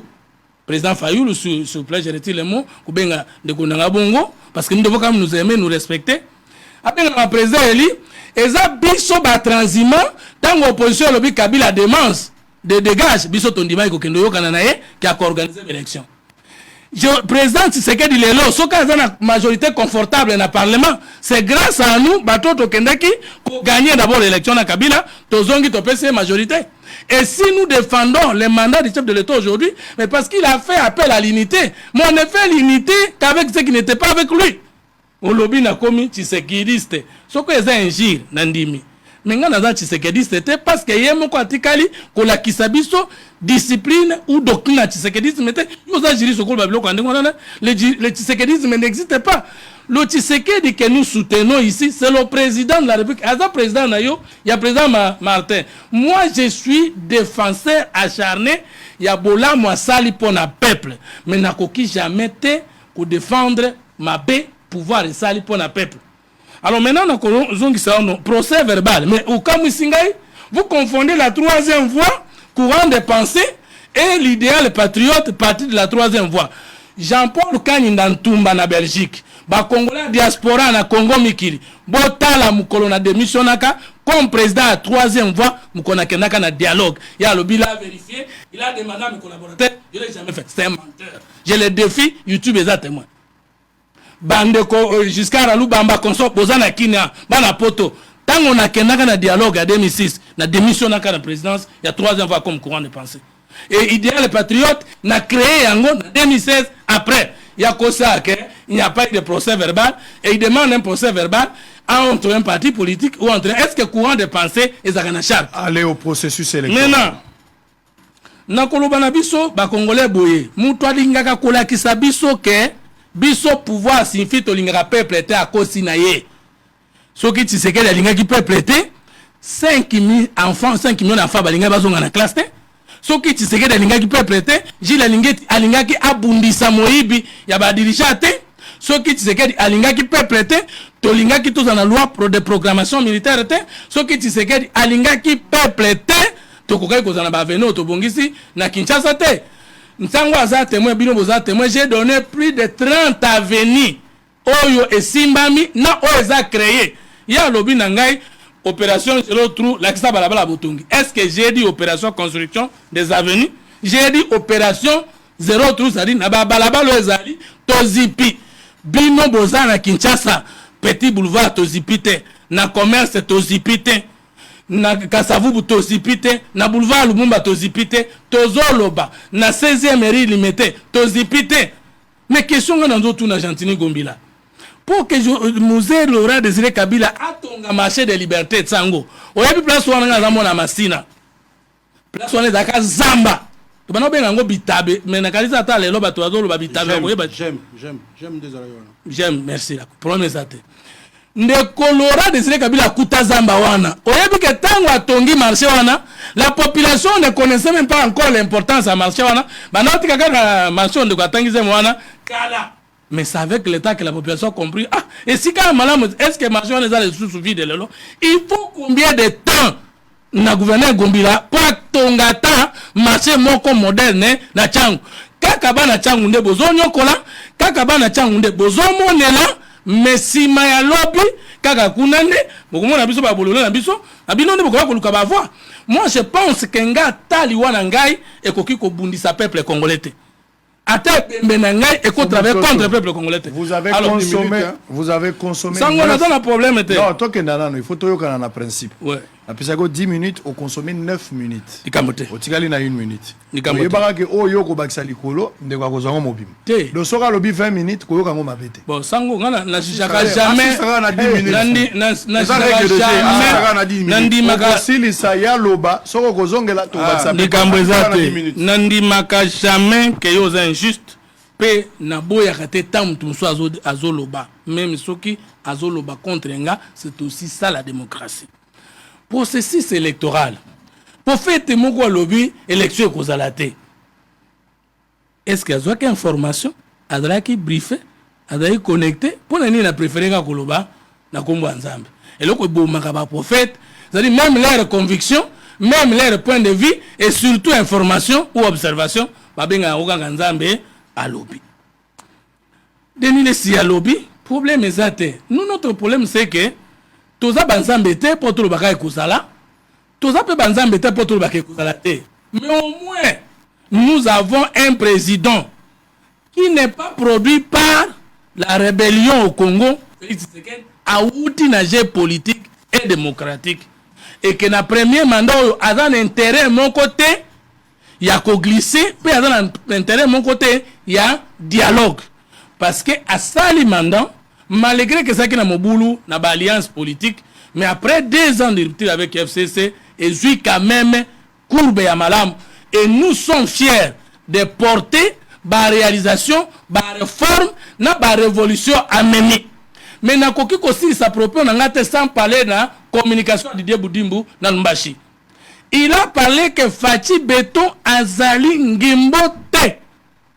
Nakamu ndengeni mokili bombimba baboyi koyoka métaphore babandi ko finga dans les deux sens. Soko to lobby était ngimbo signifie chauve-souris selon le plan politique et que to lobby que Moïse Katumbi ne tolobela. Mais parce que aboyi ko asime mandat na Joseph Kabila, aboyi pe ko asime mandat na Félix Tshisekedi, ye moko pe azaki na gestion alobaki makamba ba penalty mibale matika ko yebisa biso kuna azalaki joueur, azalaki entraîneur, azalaki attaquant, médiateur, défenseur ou gardien l'équipe nyokola ki peuple congolais. To boye yango parce que tozo comprendre te soki lelo tozo boya Kabila ezali po ete tolobi agera ki pe mabe. Mais comment to ko loba Kabila agera ki mabe ka ba gouverneur na ba premier ministre ba agera ki mabe. Ce qui est le plus besoin c'est que les pauvres awazo salamabe. Mais comment tu révéler le kokendo kozwa moto to monaki ya solo profondément zo salamabe tozongi saye na pouvoir. Chauve souris et linkolobanini. Même na protesta to yema banzembo wana.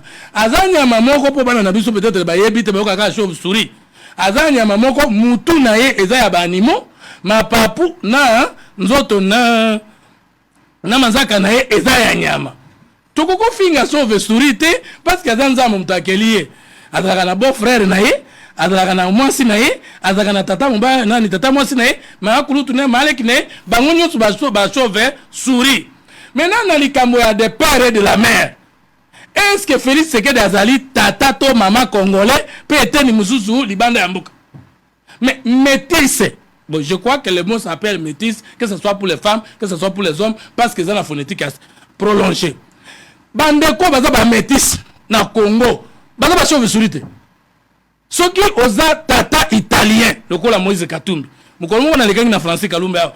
Awangani ke maman ya Moïse tika kozala zambienne te a défier na yo na ngai ke to l'accès vidéo sango na sali ba recherche na yako kamwa ke Francis Kalomba lekai kana bosolo e pa na yo na lobite journaliste mususu kake pa na yo alobi ke maman Moïse Katumbi aza zambienne yo tuni e question maman Moïse Katumbi aza zambienne balakisi na carte ya Moïse Katumbi azolo bana Zambike na Zambien famille nanga ezali ya OK papa na italien maman na zambien ye moko za congolais ndenge nini loi article 10 article 72 et lobby pour na kozala congolais il faut du père et de la mère so ko lelo to tuni président Martin tolingi yo mingi la kiza bizo tata no azaka muto api pe place nini maman no azaka muto api pe place nini to fingi très bien. Alors enfin Didier Boudi que Fachi Beton a ça de père et de la mère et que Fachi Beton a ça la descendance politique identifiée. Okofingela ye Budimbu ofingi biso nyonso ba congolais olingi tolingi lisusu te na likambo mboko oyo quelqu'un de nationalité douteuse soko yebi ke tata no da congolais maman no da congolais c'était aux angimbo mais un gité aux andambo congolais ndambo libanda Congo un jour place on ça. Merci to 6 à 57 4 minutes de plus. Ce qui fera 14 minutes pour la mettre Mouza. Donc, Toyo Kanana Bato, Mototo, processus électoral, a préféré à l'Obandenge et à l'Obeli, a 14 minutes, pour supporter Maître P.A. Kamata, 14 minutes, c'est la logique.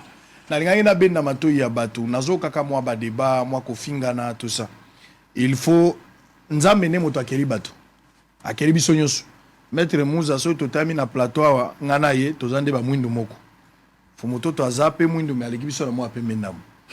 Moi chocolat likambote mais aleki biso na moi pe minam bato mosu babotami bi bonsono na ibotani babotami e bonsono ko chola moto wana te eza ndenge nzambe asali oyo abotami monene nzambe apesi oyo pe abotami mukuse nzambe pa apesi oyo pe abotami aza étranger kozala étranger ezali lisumu te tokendaka pe libanda oke na France moye même que so bazotuna yo tu habites Paris obi non. Moi, je suis de la République démocratique du Congo. Il y a beaucoup d'autres se présenter que dans les étrangers. Et ça rappelle problème. Donc, ba métis, o baza ko botama, to baza ba étranger, to baza ba congolais, ezali destin. Yo moto ponaka te ozali mwana. Je pense que Katumbi moto ponaka te za la métis. Eza tata na maman na ye, bolingo na bango nde botianga. Ça ne peut pas être une insulte pour na bato. Biso pe bato ba botami tata maman, soka zaki lemsu ko bandela mokili. Lemsu na ngana ninga nzambe, tianga ta français. Voilà. Moto musa nga osenga nzambe loko musu tolingi te ba débat inutile autour ya bato nzambe nde apesi moto no soza na bomo ndaza mais yo moto zali assumer oza métis oza congolais oza étranger koyoka ngo sonité milobela eza identité na yo toyoka maître Mouza 14 minutes aza na droit maître on y va. Merci beaucoup Papa Sango. J'étais très prudent dans le balikambo ya chrono. OK.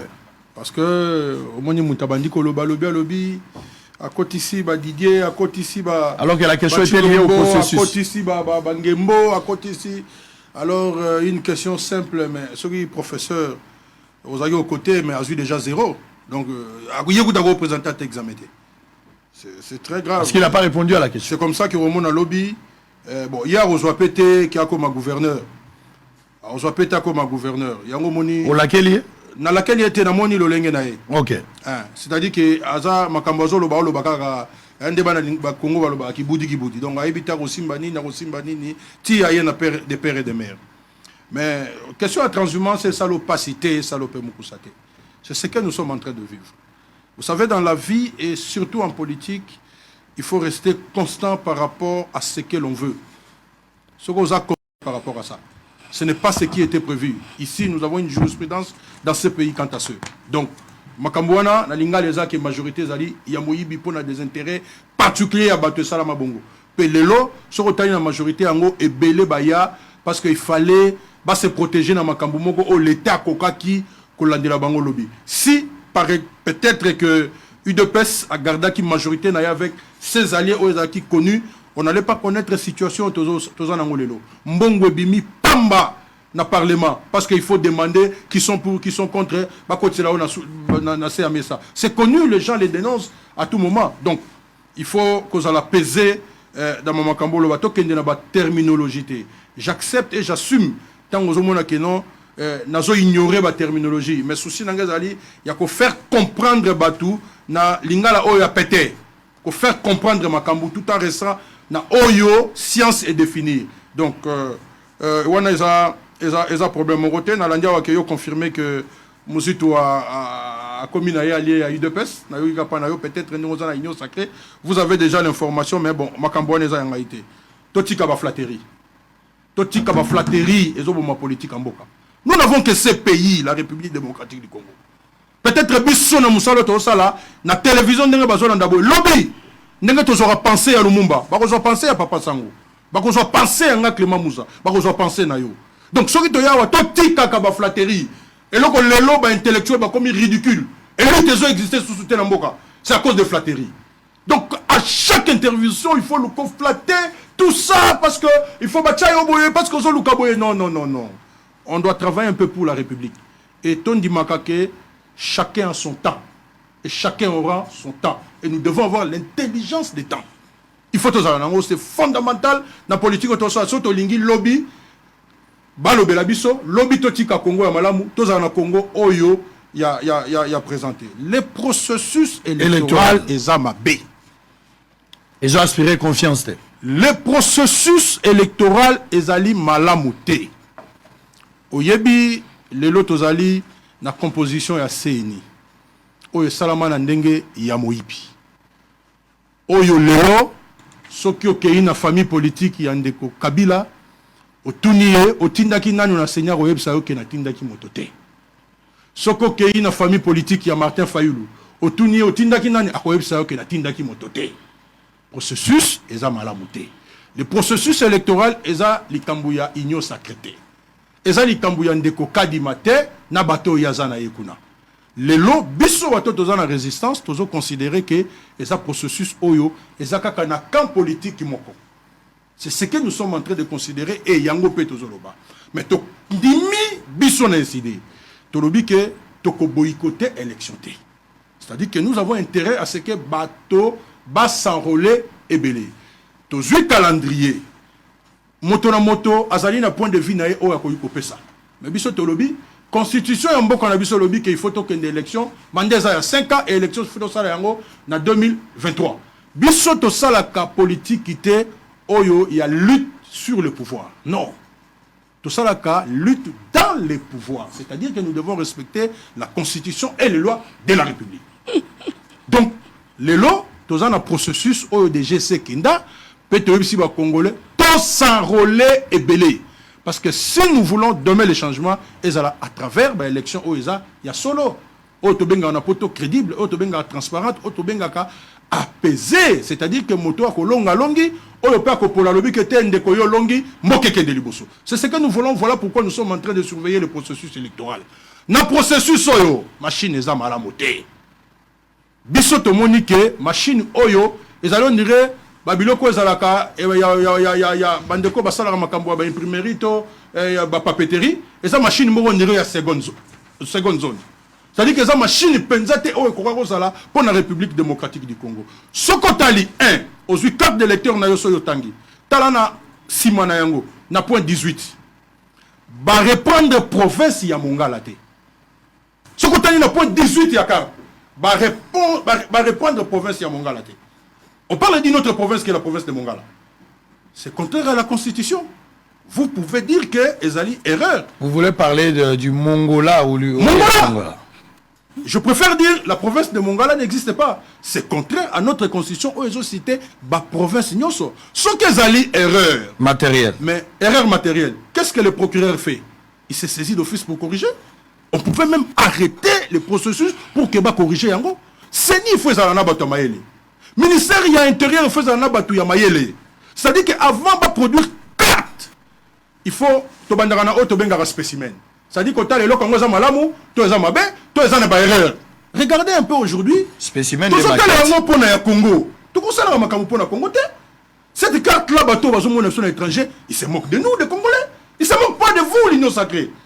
Bateau se moque de Bisso. Comment vous avez 26 provinces? Yo Okendeko Koma, dans le but Kinshasa, yo Koma Kisasa. Est-ce que ça, c'est une province de la République démocratique du Congo? Ceux qui ont une machine, bateau, bazako sala na CNI, Papa Sango. Donc, nous avons l'impression que Balogoti Batouana. Et nous avons des plaintes, bateau, bazo qui n'atteste, bazate. Comment voulez-vous un président, il y a centre, aïe baté que il faut enrôler, il y a 16 ans, il y a 17 ans. C'est scandaleux. Et Makambo n'a pas besoin de se quitter. Moi-même, je suis allé dans un centre de vote, pour des raisons de sécurité. J'ai appelé le président du centre Sona Kokai Kozoba, information. Je suis un citoyen congolais. Aïebité, j'étais obligé de parler aux gens. La loi dit que moi, Oyazali, na 16 ans. C'est-à-dire que Oyabotami, na 2006, na datoyo, l'État précis. Ça, on a droit qu'on soit carte. A fortiori, moi, Abotami, na 2005. C'est-à-dire que moi, na 16 ans, 17 ans, il faut soit carte autobengi, nouveau majeur. Si vous s'il vous plaît, il y a un policier, il a mis sa arme, pistolet. N'a qui pas dit écoutez, il a mis sa pistolet. Je fais savoir na président que non, loi est lobby boye. Finalement, il a compris, il m'a dit qu'il n'a autant la loi. J'ai vite compris que Moutouana a l'andaki formation. J'ai vite compris. Et ça, c'est notre obligation en tant que parti politique. Il y a qu'on sensibiliser parce que tout le monde dit que c'est ni à faille. Je suis allé à Manter. Je suis allé à Laou. Je suis allé à Kindundu. Tout ça, qui ça, voilà, toi, la province cité. Mais vous allez vous trouver des machines, groupe électrogène exaté, comme partout ailleurs. Soit vous l'avez dit, vous salaté. Soit moi exaté, moi, va salaté. Vous avez une machine Air Moko est calée. Bref, un problème technique très sérieux. Ça, nous l'avons vérifié. Mais ce qui est grave, on ne joue pas avec la République. On ne joue pas avec la République. Osons imaginer que les lobana, nouveau majeur, bazo qui maro que nos carte, parce que balobina bango qui bazo carte était pour certains, parce que bazo senga bango carte d'électeur comme à côté kama, na français trop bien en monnayage. Est-ce que oyebi kendenge balobi que kende na 3 témoins. Ce qu'on a mon candidat à l'État, je m'excuse, aux candidat à l'État au kende nango. Est-ce qu'il y a dit que certains agents, il y a CNI, témoin parce que comme il copie na bango, parce qu'il y a un oli kelemba. Mongo Gowita, banda na chef de quartier, et il n'y a pas la police, il y a côté dans le centre. Moutoumoko zo bomba yango na souka journée bakaboli. C'est quel pays ça? Ce qui est au PC 5 000 francs, c'est-à-dire que au Roselate, le colosa na mokandate, batouane za pona mokanda, au Roselate gozo mokanda à l'État, ou bien il y en a témoin l'électricien. Je vous dis dans beaucoup de centres. Il y a Tchang. Oui, dans beaucoup de centres. J'ai des images où on a vérifié. La question quelle est la conséquence? Aujourd'hui, aux à la Moutouaïno sacré, aux à la Bissoba ou à résistance, tout le monde est d'accord que le pays est infiltré. Et le processus est très important. D'abord, la carte d'électeur n'a pas voté. 2, la carte d'électeur vous avez une identité provisoire. Mais ce qui m'a tout fait, il y a tout, il faut s'intéresser parce que 5 000, c'est bon. Va vérifier. Nous sommes dans une situation où nous allons à main noire, juste à quelques kilomètres de Kinshasa ici. Main noire, on a Moutamona, Katana, Moutamona, admettons que Batouana a des gens à Kinshasa. Pour carte électeur, ça, l'office à pièce d'identité. Admettons que Batouana a déjà besoin à Kinshasa. Il faut s'organiser pour que chacun ait 5 000 francs, 10 000 francs, bah, parce que fini à 10 000. Azui Linga appelle Obama, portateur dans le Cameroun, ou au Balingala. Azui Cartouana, quelle est la conséquence? Le pays est infiltré. Demain, on a une carte, on a pas son passeport. Et l'obinango qui n'a pas attestation de nationalité, ainsi de suite. Voilà comment nous sommes régulés. Est-ce que vous pensez mais quand nous parlons de ça, est-ce que vous les gens pensent que Maître Mouza, est-ce que vous avez ça les liens? Vous avez le temps. Oui. Vous avez encore 4 minutes. Ouais. Est-ce que vous pensez que le Lenga Rosale la Makambo est déjà quelque chose qu'on a préparé pour ne pas organiser les élections? Ok. Nous ne pouvons pas dire que préparer le pour ne pas organiser des élections. Non, non. Nous avons besoin de prêter votre intention. Nous voulons de bonnes élections. Et la correction au biseau de ça parce que la CNI, processus électoral, ils ont les Kambu, il y a un parti. Biso toza parti parce que tu dis processus to kende ba élection. Donc nous devons dire oh yozo tambola malamute et la CENI est censée être indépendante. Tout ça a besoin de justification te oh yozo kolete. Quand nous disons les choses parce que c'est notre rôle de surveiller. Makambo na zoloba, c'est parce que j'ai été à Njili, j'ai été à Kimbanseke, j'ai été à Massina, j'ai été à Ntsele, j'ai été à Maluku et dans les fins fonds, je suis arrivé. Donc le long procédure ezo rassuré te. Voilà pourquoi nous avons dit sur certaines antennes à télévision, si M. Kadima, tu dois te ressaisir. Ce que nous voulons, que les Congolais n'y soient pas s'enrôler. Ah, on a qui ça, tout le monde a un journaliste. Tout le monde a reçu une carte de jeune homme. Tracasserie. Non seulement que, aucun de la banque pour aux Zambongo, ou bien aucun de place Mogon de Quatine de la au moins 100 francs, il faut en la carte. Mais lorsque la CENI ne facilite pas les gens, et que Batouné Bazo Sengambon, vous imaginez un peu demander 5 000 francs à un habitant de Tchangou. 5 000 francs pour Zouakar. 3 000 francs. Vous voyez ce que ça représente? Moi, j'ai trouvé des mamans au Bazuité, tout simplement parce que ils ont la situation là. Il faut privilégier. Moutoumsou pas qu'on a la carte naïe. Normalement, il ne doit pas payer. Mais après, si paye moi Kanyaka pour aller Kambangu. C'est un problème. Donc, nous disons que processus est au Kende Malamouté. En moyenne, dans le bureau de vote, monsieur Zali, entre 45 et 47 enrôlés par machine.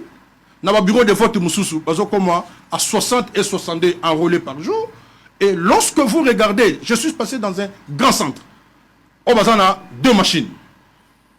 Enrôlé environ 1223 personnes en 13 jours.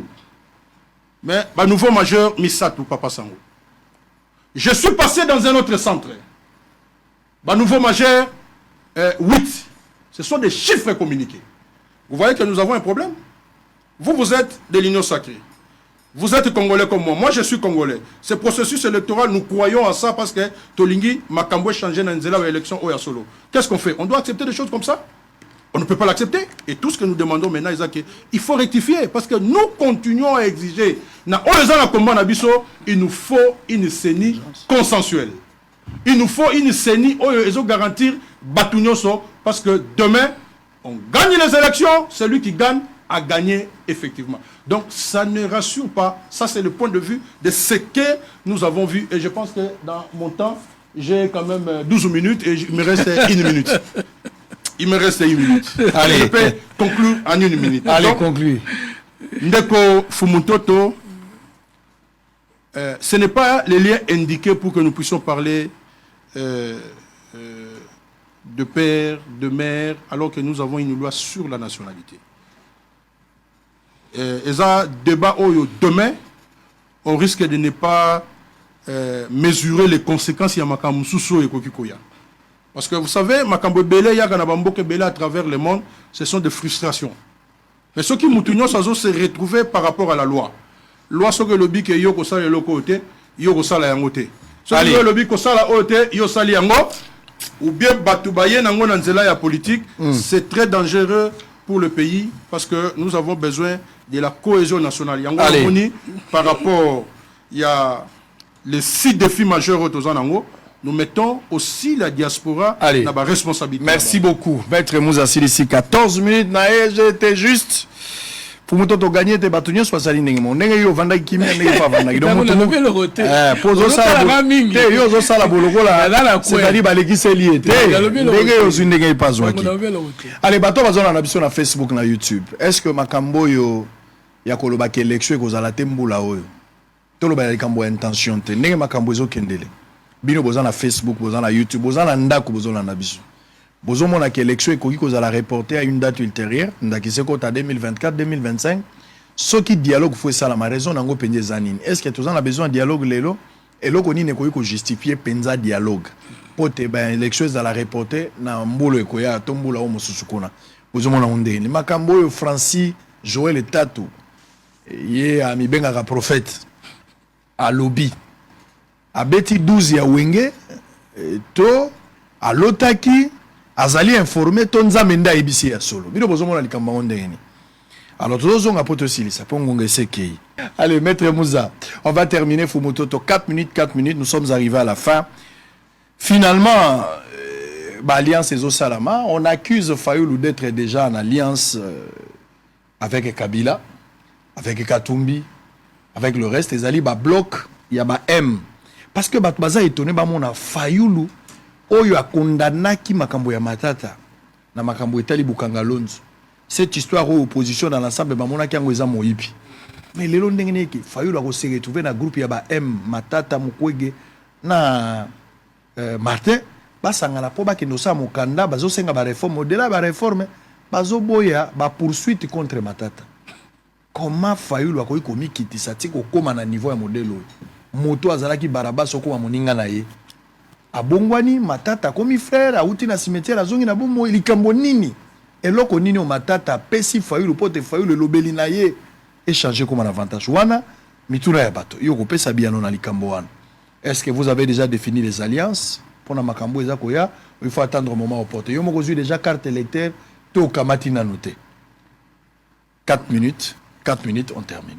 Essentiel, tout merci beaucoup. Je commence par... 14h25. Ouais. Je commence par la carte d'électeur parce que Zali, actualité pour la priorité. Tozo senga na bana nyoso ya Changu, pe bana nyoso ya Kisasa, o ya yebi ke zuna carte te, a kende kozwa carte. Ngai na zuna carte te parce que nazana musala ya sensibilisation. Na yebi ke faut na zwa carte mais ebele ba yebite ke il faut ba zwa carte et pe ba lingi ko zwa carte te. Donc kende zwa carte na yo et ko servir yo pour na identité provisoire pe na tangu ya makonami au kopona moto oyo lingi pour que situation ait changé to etikala na ndenge oyo yo olingi. Deuxièmement, la question des alliances, les alliés na ordre du jour dans le sens que tango to witi na kisangani esika to sala ki congrès à partir na biso décidé to décida ki ke to ko kende élection biso mon côté to ko kende élection na ba ninga oyo bazo croire na vision oyo to za nango pe to ko sangisa mayele to tala lolenge nini to ko kende na élection pour que to gagner élection oyo biso to lingi ya solo. C'est comme ça que nous sommes dans ce processus là parce que zalaka toujours difficile ya ko gagner yo moko. Donc to za na ba ninga ebele oyo tokoki kotanga ba liste ba kombo na bango te oyo ba monike tokoki ko sangana bango pour que to kende na élection, ce qui est une bonne chose parce que ça a décidé na nzela ya mibeko oyo to bengi congrès ya parti soki bandeko oyo bazali bato ya mayele pe bato ya bwanya ba sangani ba monike ezali na eloko moko ya malamu te za kotambola na mboka pe ba monike ba koki ko sala mokanda ndenge prix Nobel asinaki mokandana président élu Martin Fayulu penandeko Matata Pogno. Je pense que ça encourageant parce que quand vous regardez les contenus, il y a lettre wana okomona ke ezana makambo eza ya mutuya penza pona mboka mais omoni awa biso na nzela ya ba réseaux sociaux surtout ceux qui ba moni ke moto ba mutakaliser, c'est-à-dire qu'il faut tambola mingi mais l'essentiel so retourner mutuni ni baloba kuna omona pe moto ayebi na été situation ya Matata Pogno eza situation moko eza choquant. Chacun azana makambo na ye na mikolo lekyo kai ke le prix Nobel a été empêché dans le bloc belé restriction ya ba liberté na ezalaki. Monsieur Fayulu n'en parlons même pas. Mais ce qui va toucher Kaya Matata, c'est-à-dire que Zakamoko est touché quand même à sensibilité sur le plan il y a droit. Est-ce que Matata c'est un allié aujourd'hui? Non, je parle d'un intellectuel qui a signé un document. Est-ce que c'est un allié? Nakoki Kolobate que non, oui, c'est un allié ou Aza allié. Nous sommes dans le processus et au moment venu et cause à la publique. Et puis tokotali sake oyazali pe batu baromona boy toza na situation teo yandi ve yandi kaka oyo premier ministre et ancien premier ministre Gizenga azoluka muto azomona été toza na situation na té. Donc eza quand même kamoko o ezo toucher ba sensibilité dans le sens que cour oyazali likolo ya mboka cour constitutionnelle amoni ke likambo wana ya koyiko kata yango te batindi yango place mususu o ba moni peke koyiko zala bongo te mais na katikati wana balongoli même mokonzi ya cour wana balobi yote eza tamoko eza quand même eza na moi suspect pe bazongi si likambo bato ba ya balobi ke non biso to moni ke to kata yango eza quand même décision ya cour eza la décision ya cour to zonga te na nini mais na nzela ya constitution quand vous lisez les prescrits article 198 ya constitution 168 je pense 198 sur otangi les prescrits ya constitution au bona ke eza quand même grave. Alors nous avons alerté l'opinion aussi sur cette injustice o ezake mibeko o il faut tosama ezali ko tosamate. Voilà. Allez, ndeko Fumuto 4 minutes na 4 minutes on termine. Merci beaucoup. Tous aussi ces missions na comprendre que Et là, comme Mundela Lubaki, missionnaire catholique protestant Lubaki, enseignant nous à croire et non raisonner vendi penza na incident. De quoi lobi boye? Nous ne faisons pas la lutte sur le pouvoir, mais dans le pouvoir. Tous autres les loi na ba institution te, mais mi bengi résistant. Or botanga ba dictionnaire de sciences politiques dans ce monde, résistant, c'est celui qui fait la lutte sur le pouvoir et non dans le pouvoir. Opposant à ça la réalité n'a qu'à pouvoir. Parce qu'article 16, il y a la loi portant ceci de l'opposition dit l'opposition doit reconnaître au pouvoir son droit de gouverner. Or, ce qui moutou a commis résistant, dans la science le pouvoir est exercé par des étrangers.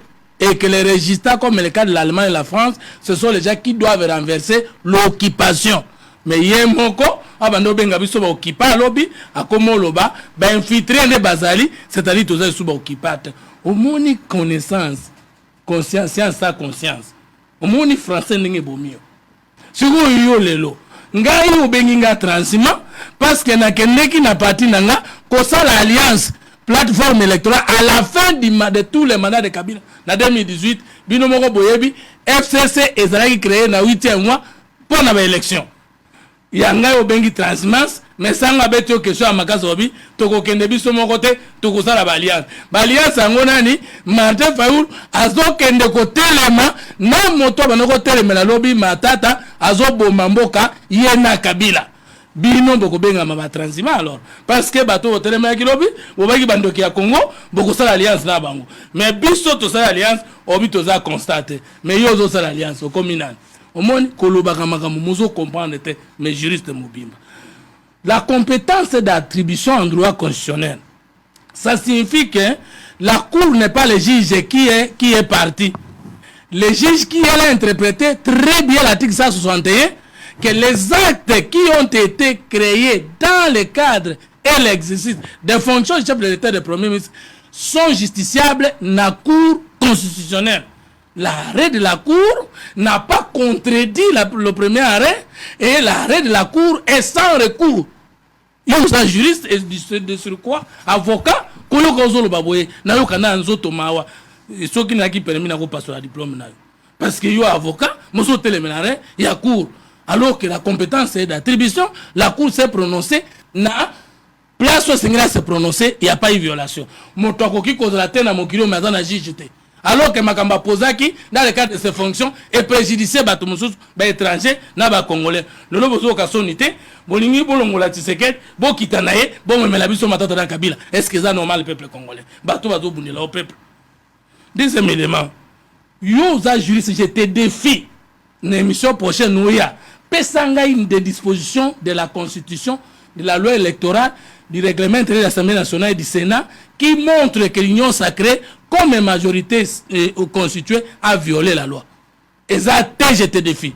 Pourquoi? Parce que l'FCC n'était pas un regroupement politique, c'était une plateforme électorale qui n'avait pas un acte juridique fondateur. Je te défie en tant que juriste. Deuxième élément, FCC cache, c'était un accord politique de salon qui a même violé la Constitution. Heureusement que c'est déjà décédé. Il a fini le cas. S'il vous plaît, non, vous n'êtes... Alors, vous avez dit que je n'ai répondu à aucune question.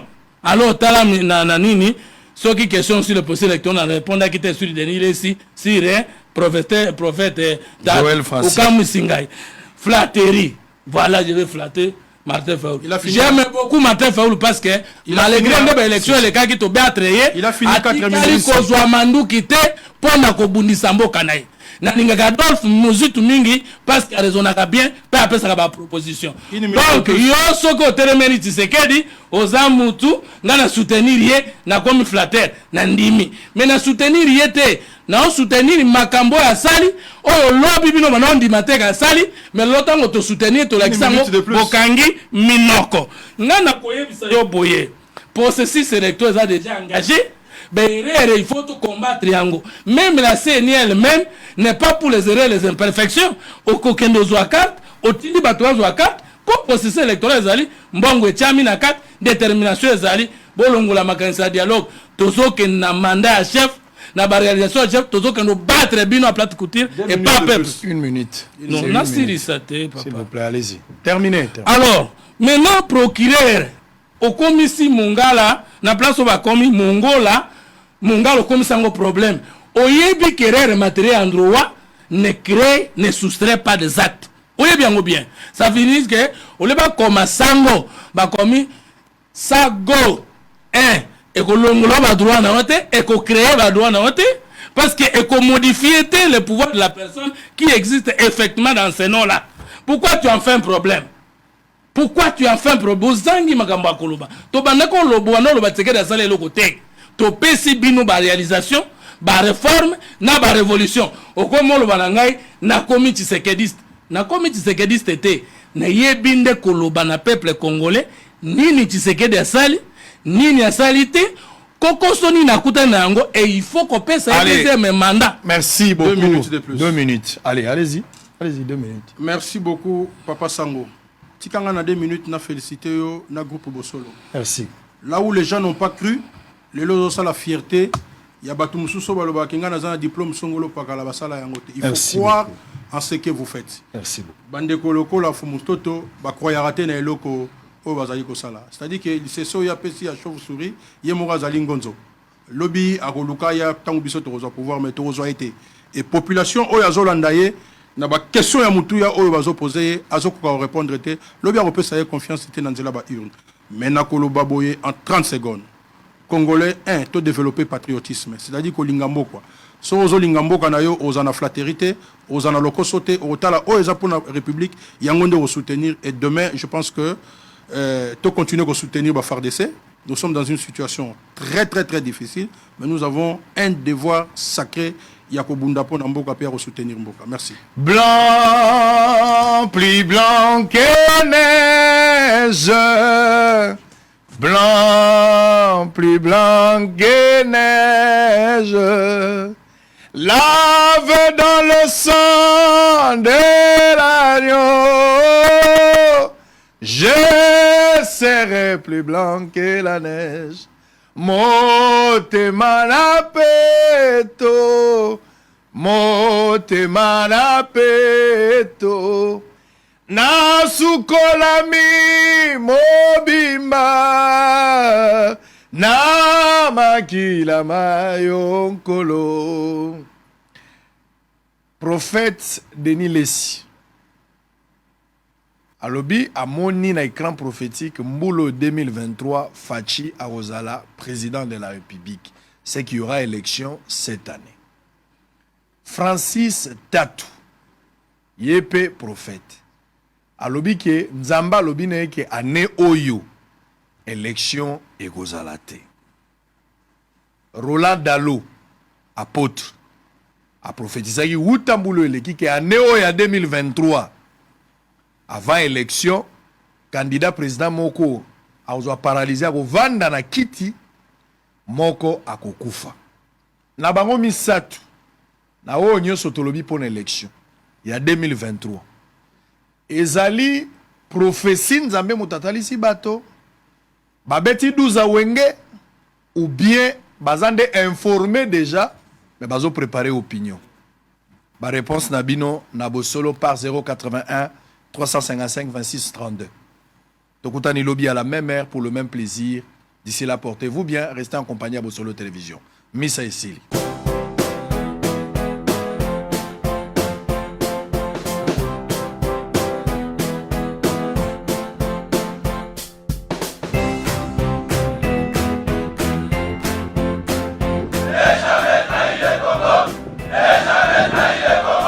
La RDC est une et indivisible. De la population et de tout le monde, c'est qu'il faut tout arrêter pour faire face à cette situation.